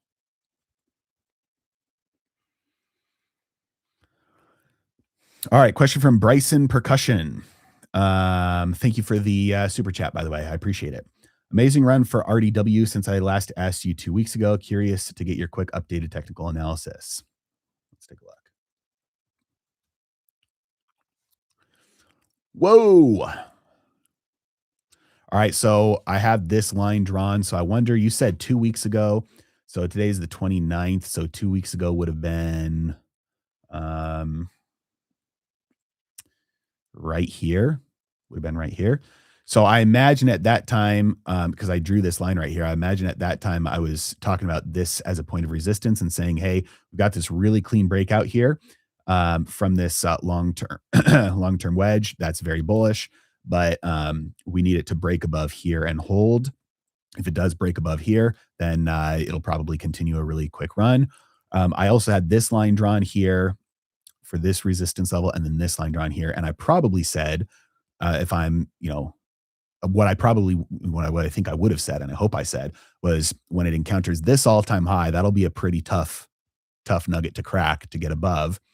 And so that's probably why I had that line on there, and it did hit that and fell right there. And so if I would have been trading this, I probably would have set a sell order automatically right there or near there. So I probably would have already been out. Now, what would I expect this stock to do for a while? I would expect this stock to stay in between 20 and 26 for a while. I would expect a lot more volatility in here. This is a very large move for a stock to basically triple in the span of a couple of weeks. Yeah, it's up 200% in the span of a couple of weeks, so it's tripled. And so that takes a lot of energy for a stock to move like that. And so I would not be surprised at all to see some volatility, to see it retest this level of resistance a couple of times. Electronic technology, aerospace, and defense. Okay, so that's probably one of the reasons why it had the recent big pop is because of the recent. I don't know if it is an executive order or just a tweet by Trump or whatever, but stocks like ONDS and some aerospace and defense companies have been popping from a recent government announcement. But overall, yeah, I would expect that this move is going to be blunted for at least a little while. If we do quickly break above, like for instance, what I might do if I was trading the stock is I'd probably be out somewhere around 26. And then if it does break out and it gets above this level and hits like 27, I might re-enter. And yes, it's a higher price than where I got out at, but if it breaks above this, it's like, there's no ceiling. This thing could run a lot higher. But I might get out and wait on it for a new breakout. And I don't have a position on that stock, by the way. All right, from Mango, what positions do you have that you believe will do best in percentage terms, either over the short term and the long term, and why? I've talked about this a ton, and I've been talking about Amazon for, I don't know, go back and watch any of my live streams for months and months. I've been saying that I think, like if you force me to purchase, like just have one position, all my net worth into one position, it would be Amazon. I think there's no company that is as well positioned to take advantage of automation and robotics and AI. When you look at what they've done with Trainium, when you look at AWS, when you look at their logistics, when you look at their factories, when you look at the moat that they have around the world, just like from every area of the business, they're just optimized and like primed and ready to like take over. And so I would say that in terms of my confidence level, and also my concentration, I'm probably more bullish on Amazon than really anything. Take that with a grain of salt because again, that's I'm showing my bias through there. there's that conflict of my opinion there. It's not an unbiased or bystander type of opinion. Um, but I'm extremely bullish on Amazon. Um, all right, let's see. Question from Bitcoin Hopper. Hope you're well. Have you checked into Keel, smallish company poised for growth? No, I have not. Let's take a look. Keel Infrastructure. Okay, very volatile, pretty new. It IPO'd. This is probably a SPAC, so it probably IPO'd through a SPAC in December of 2020. Typical IPO pattern, big growth and then big fall off. It looks like it has put in a base, but again, very volatile because even in last year, big run up and then another big collapse. I would imagine that they're probably issuing a bunch of shares in order to because their earnings look pretty bad. Um, Pretty much consistently. And so I would imagine that they're probably funding their operations by selling shares, which is what's causing some of the volatility. $3 billion market cap, so definitely not huge. Big run up here. I don't know anything about the company, um, what they do, what they sell, their management, product, their fundamentals, anything. But this does seem kind of like one of those red flag type of charts to me. If I was forced to take a position, I might be buying puts or something just because it looks like every time this thing catches a bid, something happens and it forces it back down. Um, might be a candidate for like a straddle as well, because with stocks like this, they can, you could see this go up and hit 9 or 10 before it collapses again. So a straddle might not be a bad play. All right. Amazon's rocket was hot yesterday. Oh man. Yeah, that's a bummer. Not Amazon, that's Blue Origin, but it's Jeff Bezos. But yeah, what a bummer. I think that kind of stuff is like in general, the space exploration companies I think are very exciting. I've just from a young age, I've always been a huge fan of like sci-fi, science fiction, just like my favorite magazine when I was a kid growing up was Popular Science. I read every single issue like the day it came in the mail. Um, in fact, I remember when I was young, I was reading, a Popular Science issue about the future of cars, and they had a whole like chapter, whatever article on hydrogen fuel cell cars.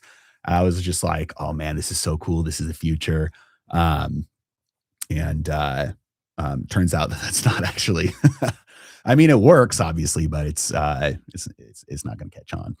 Anyway, a little bit of a tangent, but I think the space stuff is very cool. I think that it's really amazing that it's being funded by private enterprise, that is being funded by people who have made their wealth from productively contributing to society, and they're taking some of their wealth and they're trying to do some crazy cool science things rather than doing it through force. Government's trying to do it through force. And it puts skin in the game. And so when stuff like this happens, it's like there's a real loss for the real people who are who actually care about it, who are doing it and who are funding it. And so I don't like to see the accidents. And it seems like every time when something like this happens, it makes it less likely that something like this happens in the future. So ultimately, it is progress through. It's a little bit of an anti-fragile approach to progress as long as they can keep going. All right, question from Ban Me Bro. Oil dropped $20 a barrel since March 18th. The United States dollar dropped about 50 cents since then. But silver lost $1 or $2 in price. What will it take for silver prices to go up?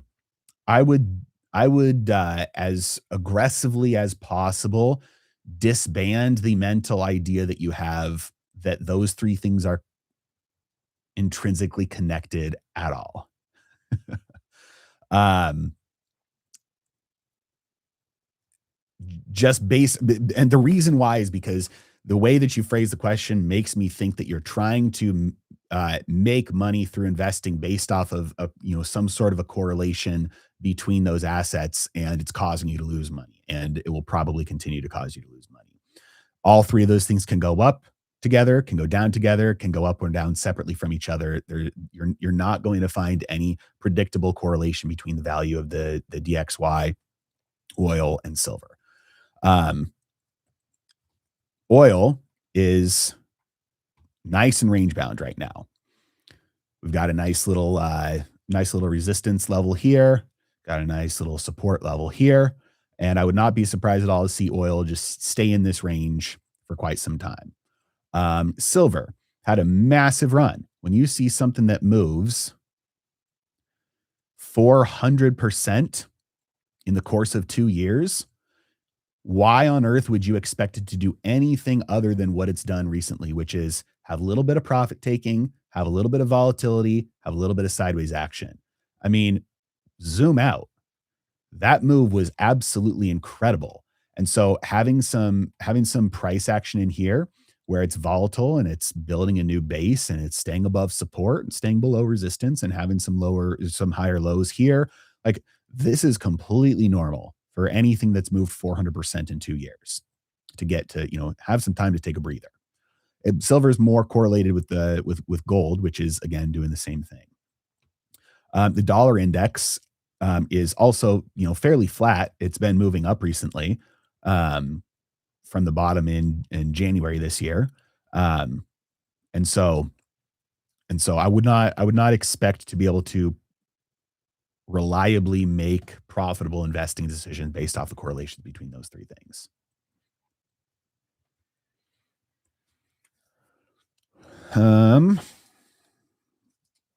It'll probably set Blue Origin back by at least a year with the patent infrastructure damage. Yeah, it's a big tragedy. I mean, I'm pretty sure there were no injuries or no lives lost, which is very good because stuff can be repurchased and built back, but lives can't be. So at least that is good. But yeah, not a good thing. What else you guys got for me today? I'm planning on keeping this live stream going for a while. These live streams are a really effective vehicle for getting material for shorts. I don't know if you guys have noticed, but I've been posting shorts on YouTube now for the first time ever. I've always just done regular long form videos, and this year I've gotten into doing live streaming and posting shorts, and the shorts are just clips from these live streams. So the question and answer format is a nice way to double dip on the content. So you guys are helping me out by asking questions. So thanks for being on these live streams. Thanks for asking a bunch of good questions. I appreciate it. I'll keep on going until either my voice gives out or I have to go to the bathroom or something. I don't know. All right, let's see. Next question. All right, from Bitcoin Hopper. It's a data center build out company. Oh, Keel. Okay. You confirmed what I thought. A neighbor told me about it. That's one of those. Okay. So I've talked about the dentist test or the Uber driver test. If your dentist or not your dentist, you said your neighbor told you about the company. That's like, in my opinion, it's like, okay, like time to load up on puts because by the time a company gets to the point where its stock price and its shares where that's being like talked about and discussed by enough people to filter its way through to people who are not like professional investors, they're just, in their day job. And it's gotten to the point where it's gotten to them and they're telling their neighbors, hey, like, I made a bunch of money from this. You should invest in this. It's like, it's probably at the end of its run. I use this example all the time and I feel so bad about it, but I just have to do it. And they don't mind. I tell them to their face. It's just funny. So this is gold. And you'll notice on the gold chart, I've got a bunch of these circles. So if we go back to 2020, August of 2020, this first orange circle right here is the day my in-laws said, hey, we want to take you up on your advice, because I'd been telling them to do this for a long time. They said, we want to start buying gold. How do we start buying gold? No joke. It was literally the beginning of August when they texted me. And so I helped them set up an account, and they started buying gold beginning of August. And that was literally that marked the top. So like this is like the dentist test, the neighbor test, the mother-in-law test, the Uber driver test, whatever. It's like when the person who has no professional experience or expertise in investing, they start to get interested in something. It's like that's a good sign the top is in. Um, and so that's where they bought gold. Now, fast forward, and you'll notice I have another orange circle right here in November of 2022. And that's when they texted me and said, you know what, gold has been going down for so long now. We want to stop buying. So how do we stop buying? I was like, all right, well, sure, I'll help you shut your purchases off. So they stopped buying gold there in October of 2022. Sure enough, that marked the bottom, literally the bottom. And then gold continued to drift up from there. And you'll notice I have another orange circle right here in March of 2024. And in March of 2024, they were like, you know what? Gold has gone back up. So we want to sell it. So they took some profits on their gold because their average cost was lower because they had been buying during this whole time. And they sold right here in February of 2024. Now you fast forward, that was literally the beginning of, that was when it broke out. That was the beginning of this big, huge bull run. You'll notice I have another circle right here in October of 2025 when they texted me again and said, hey, gold's been going up. We want to start buying again. So I helped them set up purchases again.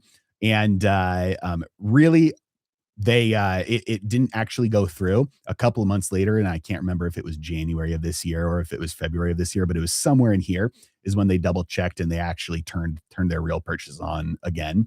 So it was some point in here actually when they started buying again, which very, very closely marked the exact top. And so this is, I'm sure everybody has somebody like that in their life where it's like, by the time that person is interested in buying or selling something, it's probably a good indication that that move is near the end of its run. And so, if your neighbor's telling you about a stock that he's made money in, or your Uber driver or your dentist or whatever, then you can usually take those as good contrarian indicators. All right. Question from Lears Ian Aham. Do you walk for exercise? All right. This is probably more detail than you're looking for with this question. I do walk, but not for exercise. So anything that is anything that you can do more than 30 times in a row is technically cardio. And so if you are doing, Pilates or yoga or running or jogging or whatever, if you can do it more than 30 times in a row, basically the bottleneck in your body for that is it's aerobic. And so it's improving your cardiovascular system. So it's um increasing your blood flow, your blood vessels, your heart efficiency, all of that, your ability to produce ATP, aerobically. um Walking is such a low intensity thing that you can basically, like, if you needed to, like, any of you, like, I don't care how much you weigh, I don't care how little you walk. If you were forced, somebody put a gun to your head, you could walk for the next 18 hours straight, maybe 24 hours straight, like anybody. It's just that, that's kind of the way that our bodies are designed. We can do that. There are a ton of benefits to it beyond just like the caloric expenditure. There are just benefits all over the place. Number one, your calves are kind of like the heart for the lower half of your body. They pump that blood back up. And so it makes your cardiovascular system way, way more efficient. They've done tons of independent studies on this. It increases your insulin sensitivity and it decreases your blood pressure.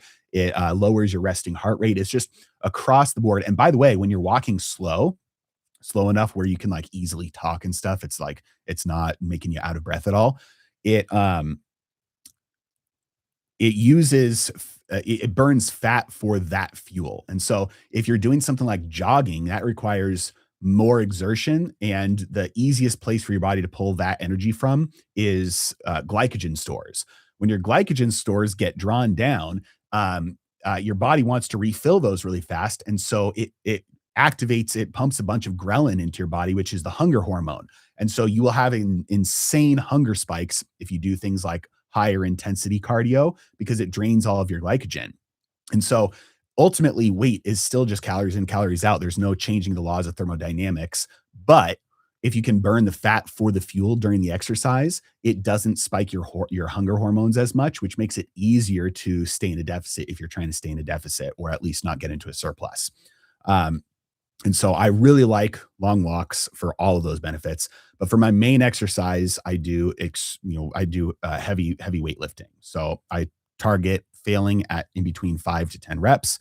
I do hit each body part like twice a week. I do a push pull leg split. I do like 3 to 5 exercises per day, like 2 to 4 sets per exercise, and then again 5 to 10 reps per set, and take each one of those to failure if I can, because that is the thing that I care about is building muscle, and that's the way to do that as long as you're also hitting your protein goals. All right, let's see here. Question from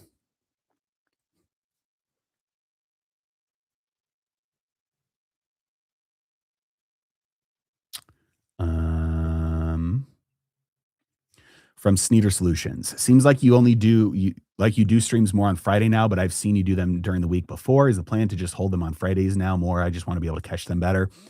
Um, I will do live streams whenever I can. My like hard cutoff commitment has been I want to make sure I'm doing at least one per week. And so like recently I've been making a bunch of moves and changes to try and improve my business behind the scenes. I've been very busy and behind and like trying to catch up on a bunch of things recently. And so that means that like I get to the end of the week and I'm like, I haven't live streamed it all. And so it's like, all right, Friday is, I'm gonna have to do a long stream on Friday to make up for it. So my ideal goal would be where I'm streaming at, more frequently throughout the week. But recently it's just been, I'm saying I'm going to do it at least once a week, and so then it ends up landing on Friday. So hopefully I can get back to doing like maybe like a 2 or 3 times spread out, but we'll see.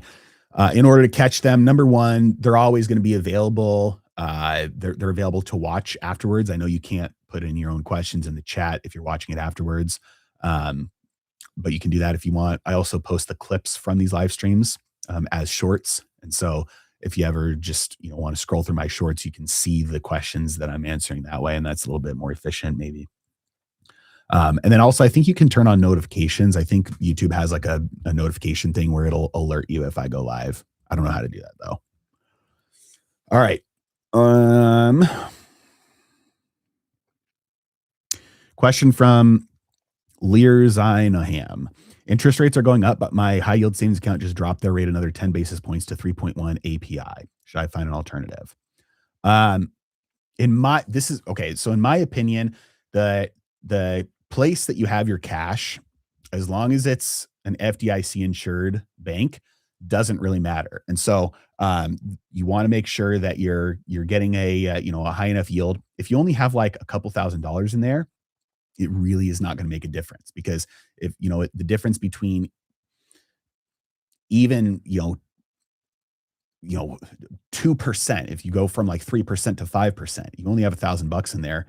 It's like, what are you going to do? Buy an extra taco at Taco Bell? Like it's not, it's meaningless. So if you have a small cash amount, just go where it's most convenient. So like a separate savings account at the bank that you bank at or something. But for anything that's a meaningful amount or a part of your the cash holdings in your like investment portfolio, then yeah, you probably want to try and get the best yield. You can do that. Usually, like you can look at money market funds inside of brokerage accounts like Fidelity or Schwab or Vanguard. Their money market funds are usually going to be near the top of what you could get. Otherwise, you're looking at probably introductory rates with high yield savings accounts. A lot of times there'll be like, hey, for the first 6 months, we'll give you this much. So maybe that's what happened to you. You got into a good introductory rate and then it got lowered from there. If when you say interest rates are going up, that's just long-term. And so long-term interest rates do not impact high yield savings accounts or money market funds. you're looking at the Fed funds rate, and the Fed funds rate hasn't moved. Fed funds rate has been the same, and so the long term interest rates going up is not going to be something that'll impact your high yield savings account.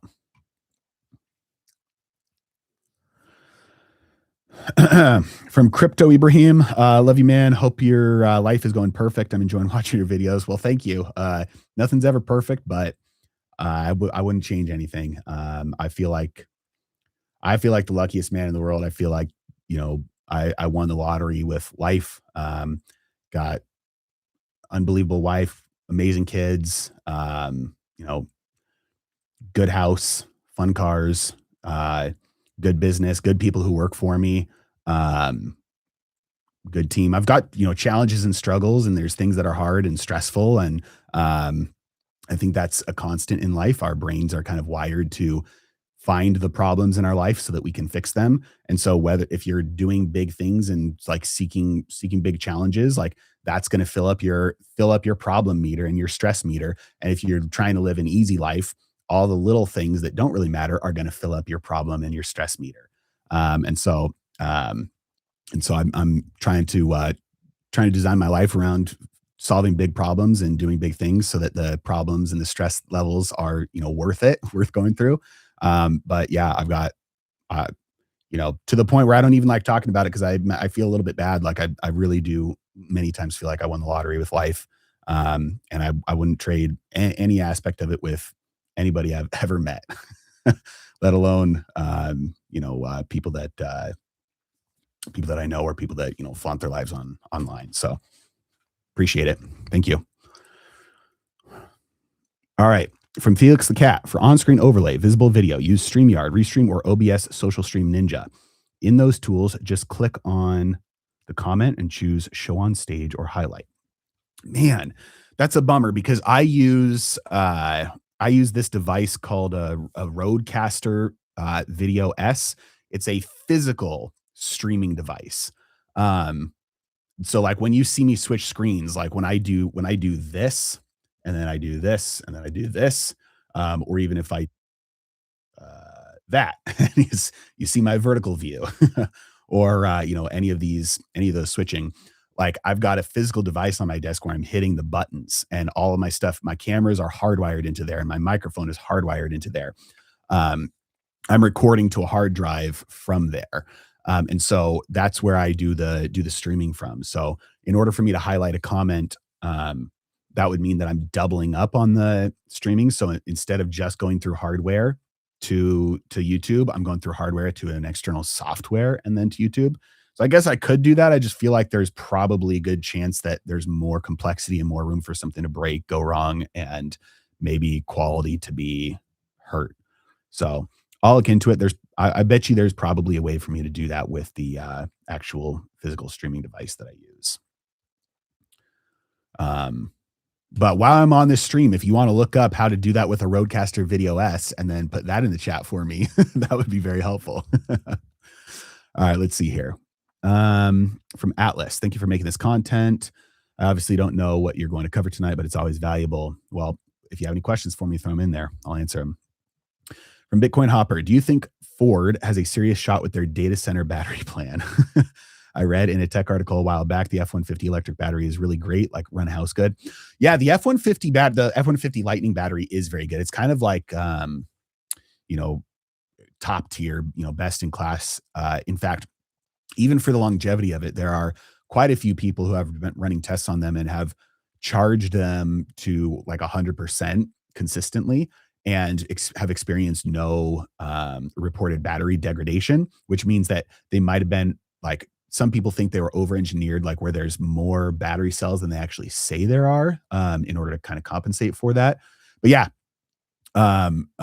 it's as far as electric cars go, like especially trucks, it's like I think it's one of the best. My dad has one. It's I like the fact that it looks like a normal truck. I hate how all the other ones, like the Rivian, doesn't look like a real truck. The GM's Silverado EV does not look like a real truck. The Cybertruck doesn't look like a real truck. Like they all just look kind of goofy, but the F-150 Lightning looks like a normal F-150, which I think is very cool. I drive a Tundra. Um, but but yeah, I think that the battery tech is probably pretty good. They've recently kind of it's it's so like Americans, by and large, most Americans just really don't like electric cars. They don't want them, most of them. And so pretty much every single American car manufacturer outside of Tesla has just they've had to completely pivot and go a different direction because they're like, we can't sell these at a profit. It costs too much to make these things compared to what we can sell them at. And they're just losing money on them. Rivian loses like $40,000 for every truck or SUV they sell. It's insane. Um, so I know their battery tech is good. It's just a matter of like, are they going to continue and try to make electric cars in the future that are, maybe they can try and find a way to do it where it's more efficient and they can manufacture them cheaper. But again, it's like, do people actually want them? Will people actually buy them? And if not, then yeah, the data center is is potentially a good customer. All right, let's see here. Question from Felix the cat. Do you ever prefer selling puts over buying calls? Why or why not? Well, when you buy a call, you spend a certain amount of money, let's say $100, and your theoretical loss on that, like the worst case scenario, is that you lose $100, which is the amount of money you spent on the call. When your theoretical potential gain is infinite, like the stock could go up 1,000%, 10,000%, whatever. There's no cap on that, and so your theoretical gain is unlimited. So buying a call is an asymmetric trade. Limited downside, unlimited upside. Same thing with buying a put. Technically, it is limited upside because a stock can only go to zero, but for practical purposes, it's like pretty much unlimited. When you sell a call, or sorry, when you sell a put, the direction is still somewhat bullish, like buying a call, but it's asymmetric in the opposite way because when you sell a put, the maximum you can make on that thing is the amount of money that you brought in, the credit that you brought in to open up the trade. And so you are slightly bullish, but you're pretty much neutral because you just need the stock to go up enough and stay up enough to let your put expire worthless. Um, if the stock goes down, your potential losses are like they're not unlimited, but they're for practical purposes unlimited because the stock could go to zero and you could be on the hook for buying the shares at whatever your strike price is, and and then they're worthless. And so selling puts is an asymmetric bet in the wrong direction. So I don't participate in that strategy. If you're going to do it, then the way that people do it kind of reliably is through it's just a cash secured equity put strategy to bring in income on a stock that you want to buy anyway. So if there's a stock that you're like, okay, this is trading at a pretty okay price, I'd be okay buying it here, but I'd be even better. I'd be even more okay buying it down here. And I just like to, I would put a limit order to buy the stock here because I really want to buy it there. But instead of just doing that, I'm going to get paid to have a limit order. I'll sell a put there. And that way, if the stock goes down, I get to buy the stock there, which is what I wanted to do anyway. And if it doesn't, I get paid along the way. Um, and so in that case, you lose if the stock doesn't actually, if the stock just rips higher from there and you're like, oh, I should have just bought it and I missed out on all those gains. But it's just an income strategy. Nothing wrong with it. Um, the funds that do like the strategy where they sell cash secured equity put and then they sell a call to get out, usually those funds underperform the underlying. But if you do it yourself, you can dynamically adjust and you don't have to participate in rolling it every single time, or entering the trade every single time. You can wait for the good opportunity in the market, and you can do pretty well. All right.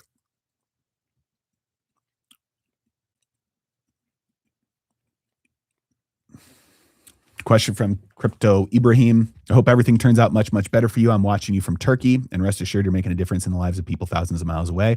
My prayers are with you. Well, thank you. I appreciate you saying that. I don't know if anyone has asked about about silver before, but what do you think about the commodities bull market? Do you think it's over, or the fundamental reasons for it to continue still in place? Yeah, the commodities bull market, we're in like a commodity super cycle right now. Um, these things take years to decades to play out. And so with silver, with gold, copper, energy, materials, resources, we're in a like a consolidation phase. Big pop, volatile moving sideways. And we're, that that's the pattern that happens. And so in my opinion, we are still in the early stages. We're in the early innings of a very long commodities bull market. And it's just we're in that, that lull where it's, we're taking a breather. All right. Question from Felix the Cat. How has technical analysis changed with the additions of high frequency trading, passive funds, 401k flows, manipulation in certain markets? It seems like the human behavior aspect of how technical analysis was developed has diminished over time. Technical analysis was discovered.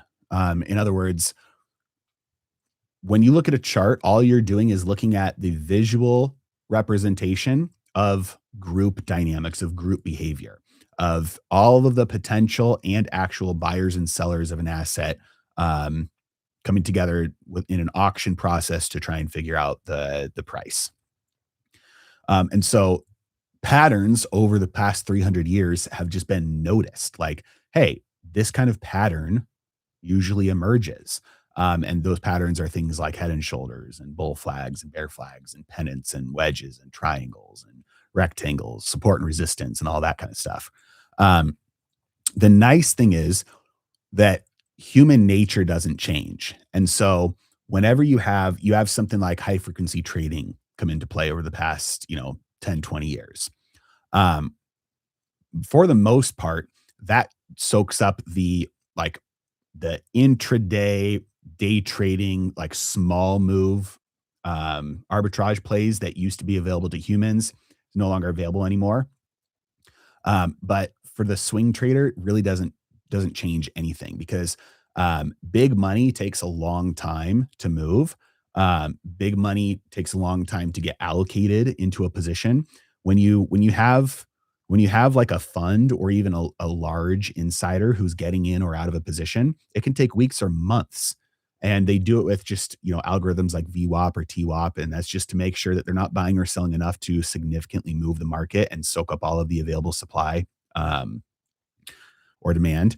And so because it takes because it takes such an immense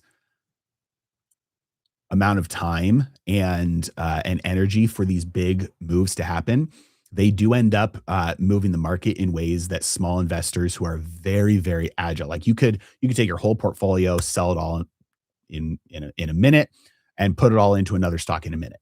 An institution can't do that. Like they just can't.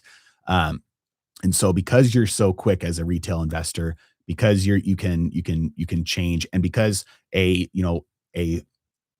a 10% move on something will make a big impact for you. And by you getting in on it, you're not moving the market. So you're not soaking up that opportunity. Whereas big money, by just trying to enter that, they erase that profit opportunity before they've even been able to allocate their full position to it. It means that there are always going to be opportunities at the low end. There's volatility and inefficiencies that are forced into markets by all the big players, by the high frequency traders, by the institutions, by the passive investing, and those create opportunities for the small investors to profit, to ride the waves, or to take advantage of those little areas where they can take advantage of those profits. And that's not like that's something that's just inherent to the way that markets work. It's not something that's going to go away with technology. All right. A question from Atlas 4225. SPRY. Uh, Significant insider holdings, key executives all buy as a collective and sell 3x value later. Can you find this info? Well, let's look at the chart.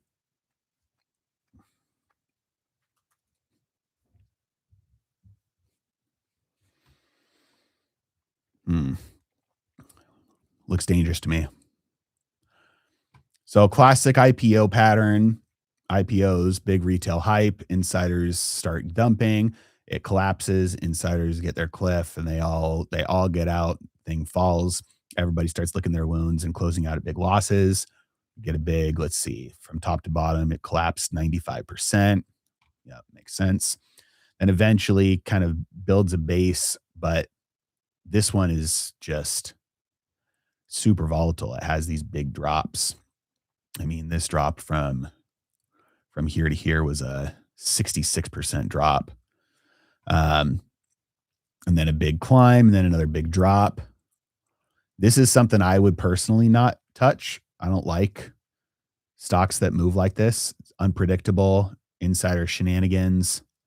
They're probably selling a bunch of shares, issuing a bunch of shares to raise money.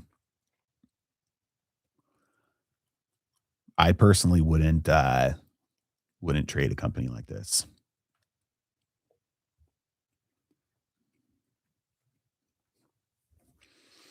All right, question from Cute is Justice.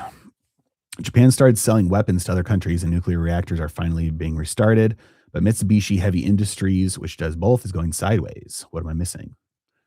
Well, just because an industry is doing something doesn't mean that every company inside that industry is going to follow and do the same thing. Um, so I mean, I don't know anything about the fundamentals of Mitsubishi Heavy Industries. Maybe there's management issues. Maybe they're already, valued like appropriately for the future expectations of what they're going to be able to do. Maybe you've just noticed an area where the market hasn't caught on yet, and maybe they're primed for growth. Um, but just because one like if an industry by and large is going one direction and there's one stock in there that's not, you have you have to be really really confident in your assessment that that company is like a very strong company and will play catch up. Because that doesn't happen very often. Micron, it happened to, right? The rest of the industry was, was moving and Micron was behind and now it's been playing catch up. So it does happen. It's just not super common. All right, question from Sir Calvin 83. Curious on your thoughts as to what industry or sector is the single greatest bottleneck to invest in AI currently. It depends on like short term versus long term. I think short term is still memory. Um, but the question is how long will that bottleneck stick around? Because once the market sees the light at the end of the tunnel, then it prices things as if that bottleneck is no longer there. Um, because markets are future discounting machines. We don't care about what's happening now. We care about how much money we're going to be making in the future from that investment position. Um, and so I think short term, the biggest bottleneck is probably memory. Longer term, I mean, I don't think there's any argument that it could be anything other than energy. Um, and that's actually the biggest bottleneck outside of AI as well. Um, but I think, yeah, I think energy, the whole infrastructure around energy production and energy delivery, um, is the biggest bottleneck going forward. All right. Questions from Mavalon 2044. Please explain how dark pools affect stock price. Not really at all, unfortunately. I know the name is like it makes you think like, oh, this is like some like cool thing. Dark pools of liquidity are simply just unlisted order depth. And so, like when you go and you look at a stock price, what you're looking at is the last price that traded at, which is like the last time there was a buyer and a seller who agreed on a price to exchange the share in the dollars for, that gets listed as the last price. If there's not a trade happening right now, there's going to be a bid and an ask. And so that's the price that um, the highest price that a buyer is willing to pay and the lowest price that a seller is willing to accept. And a trade won't happen until they agree on a price. So maybe the seller comes down and matches the buyer. Maybe the buyer comes up and matches the seller. But once they agree on a price, a new last trade will be posted. Um, Beyond those two that are next in line, there's order depth beyond that. And so there are people who want to sell, you know, Apple at, $10,000 per share. There are people who want to buy Apple at $1 per share. So there's order depth beyond the best bid and ask. And you can see that order depth. That's just when people put, like let's say limit orders in. You're like, I want to buy 1,000 shares at this price, and you may or may not get filled. If sellers are willing to come down and they sell to everyone who's in front of you, and then you become the best the best buyer at that point, and sellers are willing to sell to you at that price, then you get filled. Dark pools are just order liquidity, just market depth it's not listed. And so whenever you have like trading desks that need to fill large orders, they can call up other desks and be like, "Hey, we need to move this many shares. Do you have any liquidity? Do you have any will you meet us at this price? Like blah blah blah." And the reason why they would do that is just so that they don't have to soak up all of the market demand, all the order depth or maybe they just can't, they just have too many shares that they need to either buy or sell given the current market depth. And so they'll call around, but it's still like no trade is going to happen that's like significantly worse for one side or the other, given where the market is currently at. You're not going to have like one side of the trade be like, oh yeah, well, I'll just sell at a massive loss compared to what I could sell it at on the open market right now. And so that's all dark pools are. It's just trades that happen without those orders being that liquidity being listed to the public, and they're always going to happen around the bid and the ask. Otherwise, they wouldn't happen. The other party would not, participate in that trade. It's just invisible liquidity. Nothing nefarious and nothing that moves the market. All right. Question from Gone Viral. Thank you for the super chat. I appreciate it. Is the $250 bill real and will it cause inflation?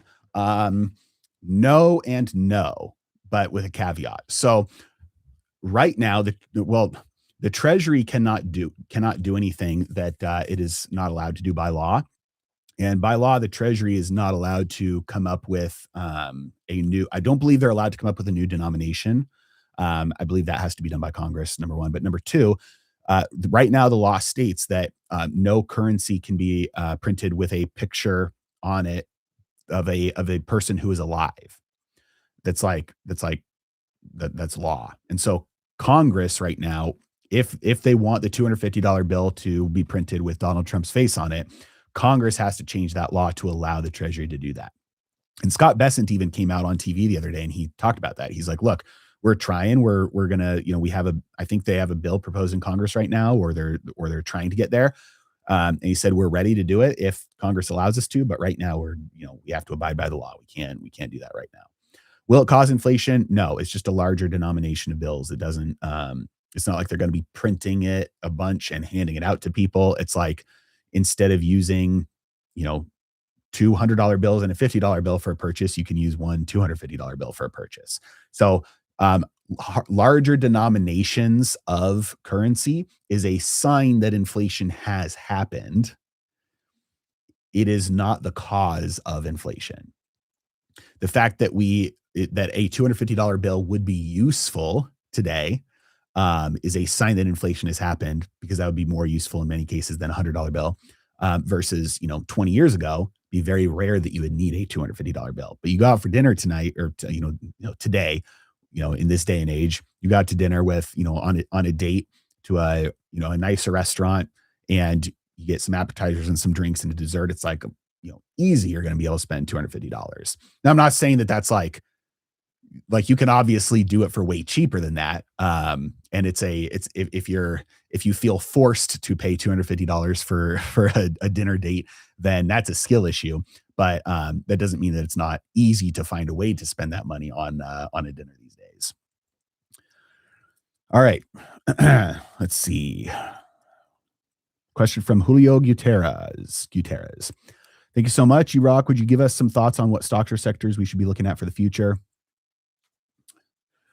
Well, the things that we've talked about today, I think, are all things that I'm fairly bullish on, like energy, technology. I think there are certain software stocks that are undervalued for a bad reason, which means there's an opportunity there. Other software stocks are undervalued for a good reason, which means like, it's like, stay away. I use Duolingo as an example of this all the time. Like, I feel bad because I'm kind of picking on them. But I can't imagine a world in 5 years in which Duolingo is still a company. Like, number one, you can get Duolingo from Google for free now. Number two, the whole demand for needing to learn another language is decreasing with live AI translators. Like the need to actually learn another language is decreasing, and that's only going to continue. Um, so I think there are some companies that are um, undervalued for a good reason regardless of the amount of money they're making right now. It's hard to imagine they'll be able to continue doing that into the future.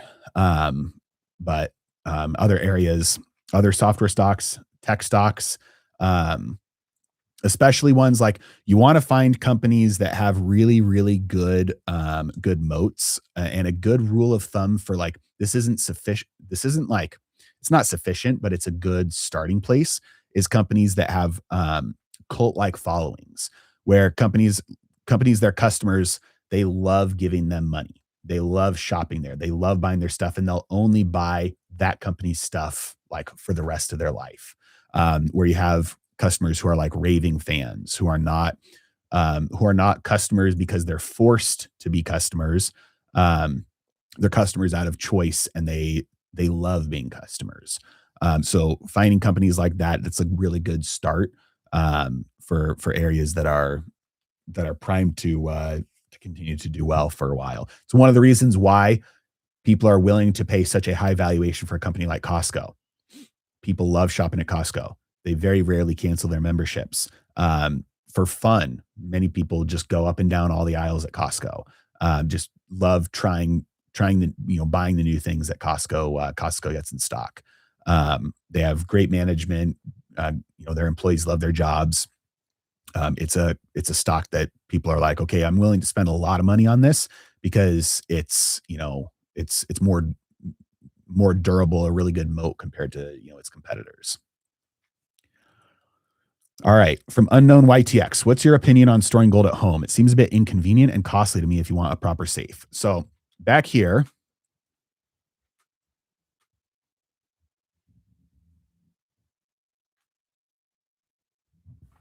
those are fake gold bars. Those are in the background of my YouTube videos. They're not real. If those were real, that would be, I don't know, these days, like 20 or $30 million worth of gold or something. Um, and I always tell people, online that I don't store any gold myself in my possession because these days I think it's too easy to find out where people live. So I always say, any chance I get, I say I don't have any gold at home and I do have a lot of lead. Um, because I don't think that it's wise to maybe put your family in danger. Now, some people are not in most people are not in a position like that, where it might be where you think storing your gold at home is the safest. But there's always a cost, there's always a pro and a con, there's always a trade-off. And so when you store gold at home, you eliminate counterparty risk, meaning you don't have to trust that somebody else is keeping it safe for you. But there is risk of theft. There is risk of loss of life over it. There is risk of, um, if you live in an apartment or also there's risk of paying too much for it. Like if you are able to put like $100 a month or $200 a month into gold, it's it's it's a pretty dumb idea to try and buy physical gold with that because you'll have to pay such a high premium per ounce to get that physically. It makes way more sense to purchase it through a vaulted account that's allocated and segregated that you store it up. And once you have a couple of ounces stored up, then if you want, take physical delivery and overall you'll pay way less in commissions and premiums compared to the spot price. If you try and buy like, a couple, 2.5 grams at a time, you're gonna, it's just so expensive. You're going to be paying thousands of dollars more per ounce than you would if you collect physical delivery all at once. Now, it's still more expensive, premium wise to take physical delivery. And so some people always vault it, and that's great. There's always a trade-off though, and that's then counterparty risk. So if you're going to vault it somewhere, you want to make sure it's allocated, segregated, um, insured, like so that if something happens, that they have insurance that could cover the losses. You want to make sure it's stored in a country without any history of gold confiscation. So places with high degree of economic freedom, like Singapore, Switzerland. I would not store it in America. Wouldn't store it in a government vault like Bank of England or whatever. So, um, and then if all of your wealth is in like a 401k or something, then doing something like GLD is going to be extremely cost efficient. Now the counterparty risk there is, again, like if something happens, you're never going to be able to physically collect on that gold. If like the internet goes down permanently, or there's a big nuclear war all over the world or whatever, it's like that wealth is gone. And so I think there's a case to be made to have some physically accessible in some form or fashion, some stored in another country, some that you're leasing out and lending out to provide a yield to pay for your storage costs, some just for price, exposure in something like GLD. I think there's a good argument to be made for spreading it around instead of having all your eggs in one basket. All right.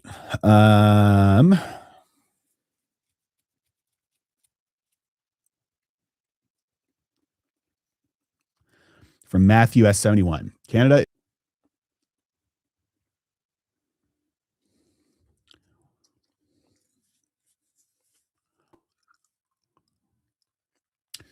Sorry, guys. We just cut out there.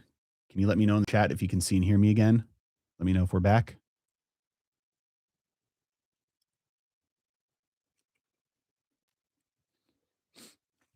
I'll wait for a comment to come in saying that. Okay, we're back. All right. All right. So the question was Canada is the first G7 nation to now be in a technical recession. How will Canada's massive new budget, equal to COVID size, affect Canada's economic standings in the future and the dollar impact?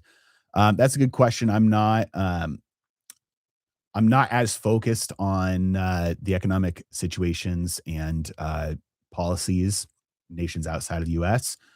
So I'm taking your word for it here about the new budget and the recession and all that. Equal to COVID size, I would imagine then you're probably going to see not as extreme, but in terms of magnitude, but similar in terms of direction impacts. So in terms of inflation and then erosion of quality of life over the following 5 years or so, um, it it's not it might be something that short term allows a little bit of a feeling of a boom, and the cost of that is the bust that it causes afterwards.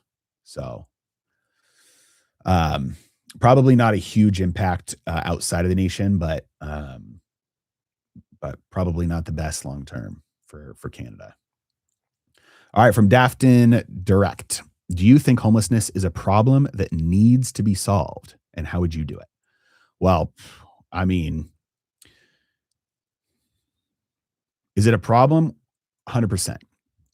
I think the idea that homelessness is a problem of not enough housing is empirically incorrect. When you look at every single place where there is a lot of homelessness, um, and you look at the amount of programs and amount of money that's spent on trying to alleviate those problems, um, the issue is not that there's nowhere for these people to go. Anybody who's ever worked directly with homeless people understands that the problem is not that they don't have a place to go. It's there's almost nobody on the streets who is there because it's like, oh, I you know, got into some, my budget. I couldn't afford my life. Eventually got kicked out of my house because I couldn't afford my rent. And now I'm a hard worker.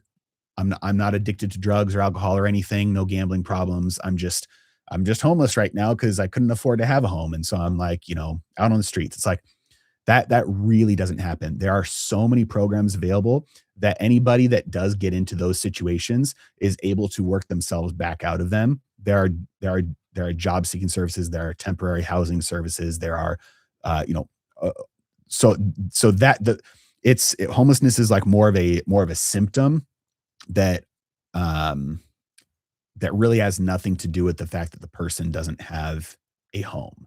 Um, in fact, most people who are chronically on the streets are are there because of other issues, mainly drugs. I think that the United States government's war on drugs over the past 50 years has been one of the biggest contributors to that. Because, well, that's a whole other story. So I think that I like potentially, you know, this could be completely backwards. I'm not going to die on this hill, but I think that there's the potential that completely ending the war on drugs, all drugs being legalized, um, deregulating completely the pharmaceutical industry, so that any company can can a create any compound they want, b any person can take any compound they want, and c there is liability. You can't hide behind legislation. There's liability for harm. So if you manufacture something that causes somebody harm, you are liable. Especially if there's like, you know, deceptive marketing involved or something, then there's skin in the game. Number one, you stop funding all the worst people on earth, like the most evil people on earth, you know, like cartels and stuff. Like you stop funneling billions and billions of dollars to them.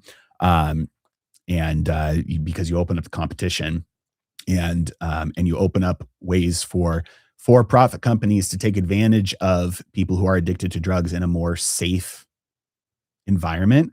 And again, not that it's ideal. Like, can you imagine like a world in which we've like, you know, we have like drug centers where somebody can just check in and they can just be hooked up to a heroin line? It's like, well, that's not an ideal world, but is that better than them living on the streets and getting involved in a bunch of crime and being homeless and, you know, doing something that is even more harmful to their bodies? It's probably better. I don't know.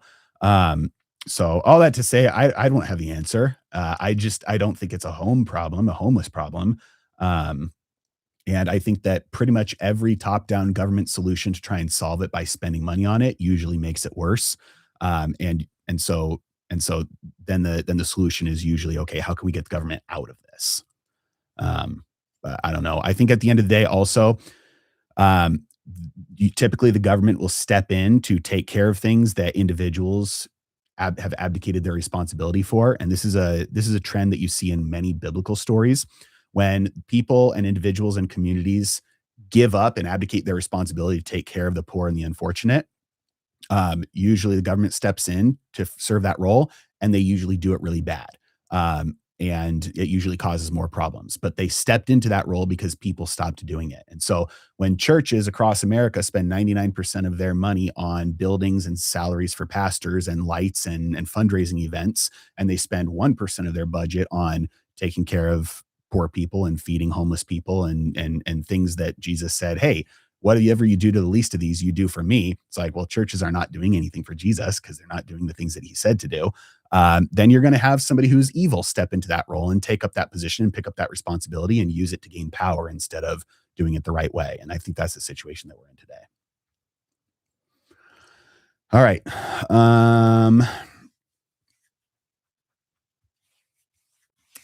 Question from Florian Gladys. How high is the chance that you think for the USA really creating a Bitcoin reserve?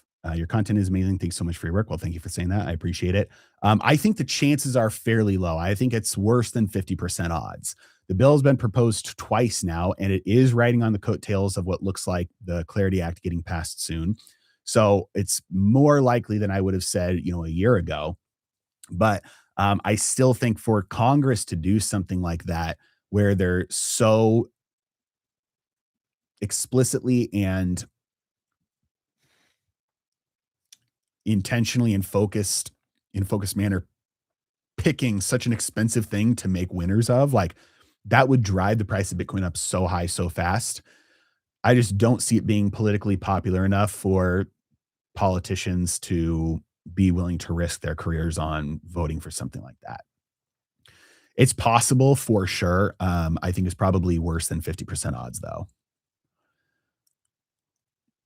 Um, Question from Live for Christ. Are there any companies you can recommend about the purchasing of gold and silver in paper and then slowly being able to take delivery? Yes. The companies that I like are One Gold. Um, let's see here.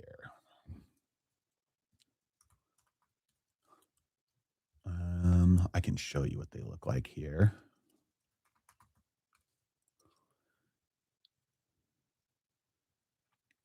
Okay, so this is onegold.com. They used to be a partner on my channel. They've sponsored me. I like them. I know the guys who run the company. You can choose, like, if you look at where you're storing your gold, you can choose Switzerland or the UK or the US or Canada. Um, Same thing with silver, with platinum. It's just the US. But they do it in private vaults, so it's APMEX, Brinks, and Loomis. If you choose gold, the Switzerland one is MKS PAMP, and then the UK is Loomis, US APMEX, Brinks, Loomis, and then Canada's Royal Canadian Mint. So I would probably, choose the Switzerland here. You can also, I like vaulted.com, and I know this kind of goes against what I usually say, which is don't store it in government vaults because they store theirs in the Central Bank of Canada, I believe. Let me just double check on that. Vault plan, why gold, why vaulted, FAQ, where Royal Canadian Mint. Um, And so I don't like that as much, but their pricing is really good. And I know the guys, David McIlvaney. I've spoken with him one on one quite a few times. And just because of that, I know the company. I know how they run. I know how they operate. I know the high integrity that they have. I know they're doing things the right way. So the risk here is the Royal Canadian Mint, or with Silver HSBC Bank in London. But if you're just using these services to store up like an ounce or 10 ounces at a time and then take physical delivery, then there's not, at any given time, there's not a ton of risk, a ton of counterparty risk at play. It's just while you're storing it up, and then you take delivery. All right.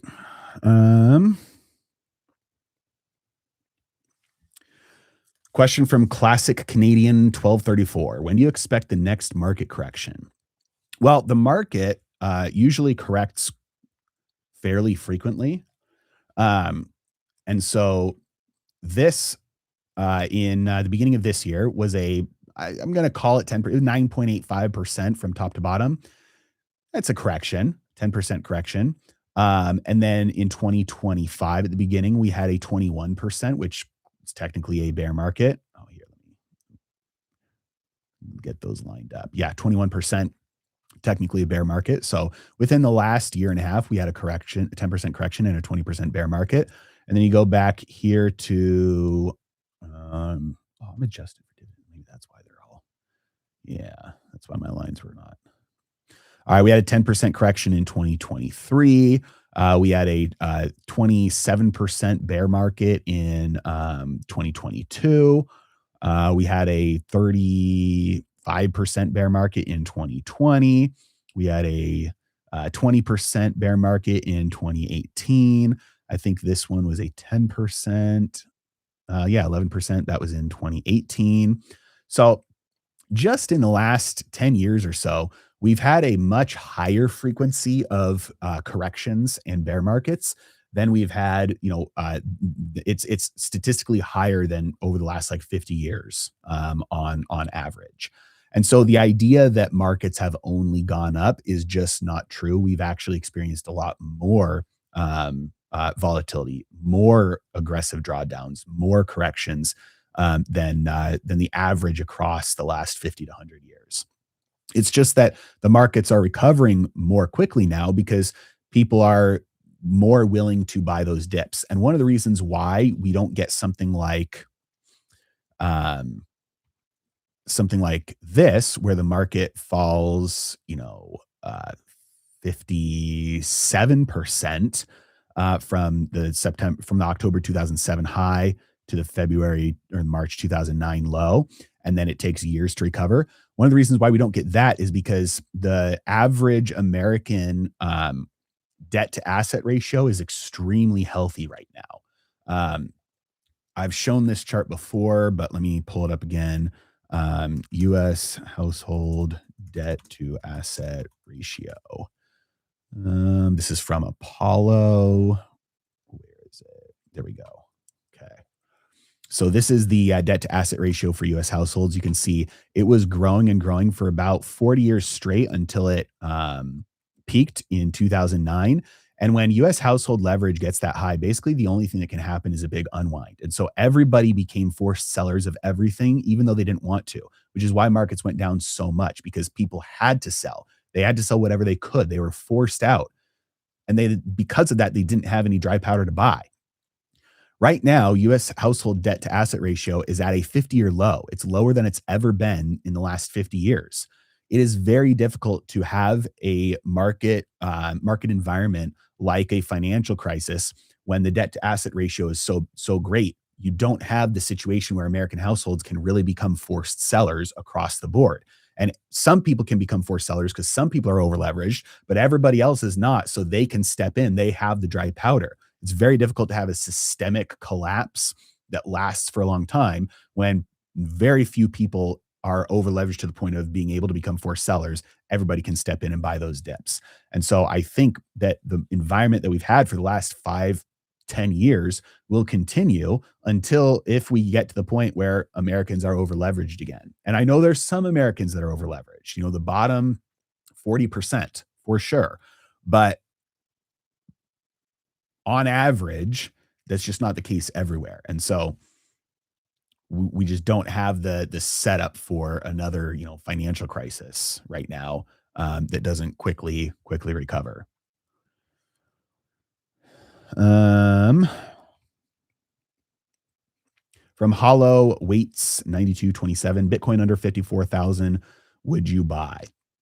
Yeah, I mean, I buy Bitcoin every single day, and I don't sell it. I don't trade it. So I'm buying right now. I was buying at 100. I'm buying right now. I keep on buying at 50. I think the only situation in which I wouldn't buy it would be where in it, and I would sell would be um, if something about the long-term thesis is proven unequivocally incorrect. Like let's say they are able to, hack it, crack it somehow, and it's no longer secure. Then, that would probably drive it down basically to zero. And who knows if you'd even be able to sell at that point. But for me, 5% into Bitcoin, it's an asymmetric bet, kind of regardless of the price here, because the price movement around, whether it's 30,000, 50,000, 100,000, it's kind of noise compared to where it would have to be if it becomes used as global universal money for everybody everywhere.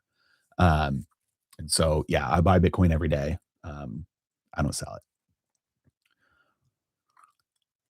All right. From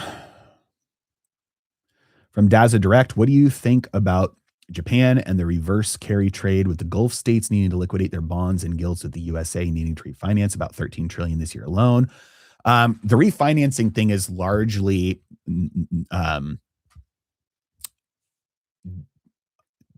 not worth even talking about. The reason why is because like your money in a savings account, your money in a money market fund, your money in a checking account, um, behind the scenes, that's in T-bills. Most of that refinancing that the government is doing every year, like 2 years ago, was like 8 trillion. Last year it was like 9 trillion. This year it's like 10 or 11 trillion or whatever that they're refinancing. It's just rolling over the short-term debt. So they're paying back the 1, 2 year T-bills that mature, and they're paying that back by borrowing new debt. But you are the one that's supplying that new lending by just keeping your cash in a savings account, because behind the scenes, it's in a T-bill. So when that T-bill gets, when it matures, your bank is automatically rolling that cash over into the new T-bill that the US government is issuing. So there's very little on just the rolling over that debt that's maturing. There's very little additional liquidity needed. Now, there is some, and over the course of years, it sucks up that liquidity, which is why the Fed just started QE again back in December. Um, And it's how they've drained the excess liquidity out of the system, like out of the reverse repo facility over the last couple of years. So it does pull liquidity from the system overall when you're constantly having to refinance and roll over that short-term debt. But it's not an acute crisis. In other words, it's not something that's like, okay, this year, this is, it's all going belly up. It's like, no, all of that cash that's currently in those T-bills, 99.9% of that is just going to go back in and into the next round of T-bills. Um, so right now, I think what's happening around the world is actually causing, that with the dollar shortages, the agreements with the swap lines that the Treasury is trying to establish with countries like, with the UAE, um, bank deregulation that's coming down the pipeline. These things I think are set up to take care of the issue of fewer large international buyers like Japan, becoming a seller. Okay.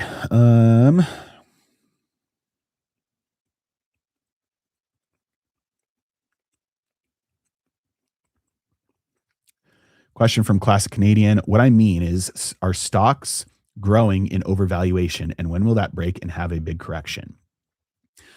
It depends on what happens with the dollar. That was kind of my point with the answer earlier. Is if the dollar continues to lose its value and the market continues to anticipate that, then uh, the rationale for paying higher and higher valuations continues to grow. Um, it's like, money printing is a tide that lifts all boats.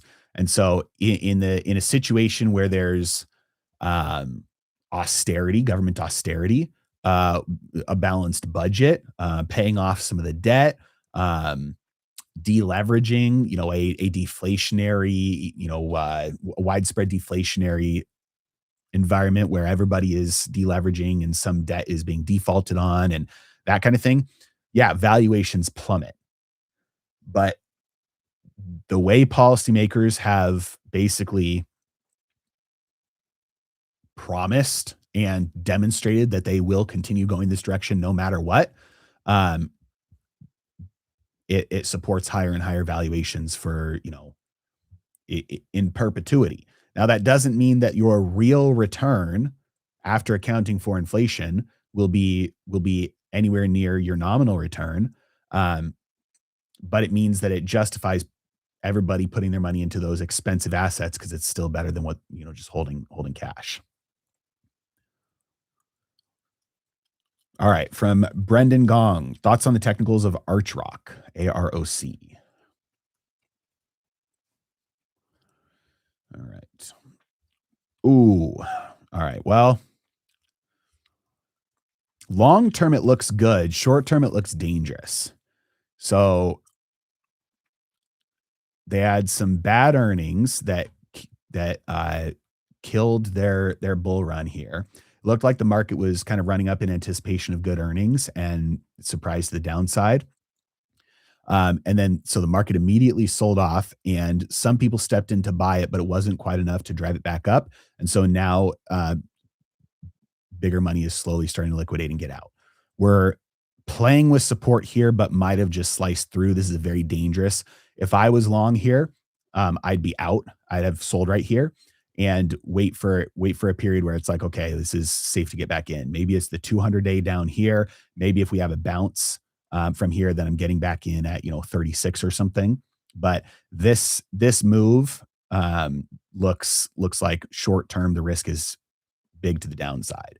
Um, Maybe even below the 200-day because to get back around this range here before we hit some good support around maybe like 26.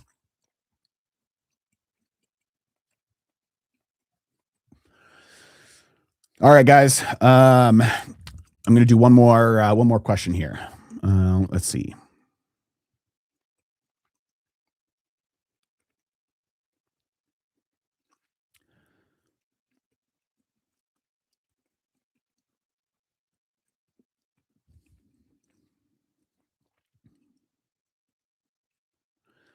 Um, Question from SNE 5258. Wouldn't dollar shortages cause deflation in the US as imports become cheaper, which would force American goods to drop costs in order to compete in our free market? Um, the dollar shortages are isolated acute shortages around the world. Um, and they are dealt with by supplying those areas strategically with a new supply of dollars. And so left uncontrolled or undealt with, then yeah, that spirals into basically deflation because overall, then you have fewer dollars chasing the same amount of goods and services. But they don't leave that kind of stuff alone. It's those spikes, those little isolated dollar shortages that then get bailed out through swap lines and things like that. That then filter their way back through a solidifying the dollar's position because it's done through debt. It's not done through just straight printing, um, and and it doesn't have those knock on effects of overall deflation everywhere. So, all right, guys, I'm gonna end this here. Been going for 2.5 hours, so apologize for anybody who just hopped on. Um, but you can watch the replay if you want, and if you want, you can wait for the shorts because the shorts are just the clips from these. So appreciate you guys. Lots of great questions, and we'll see you guys on the next one.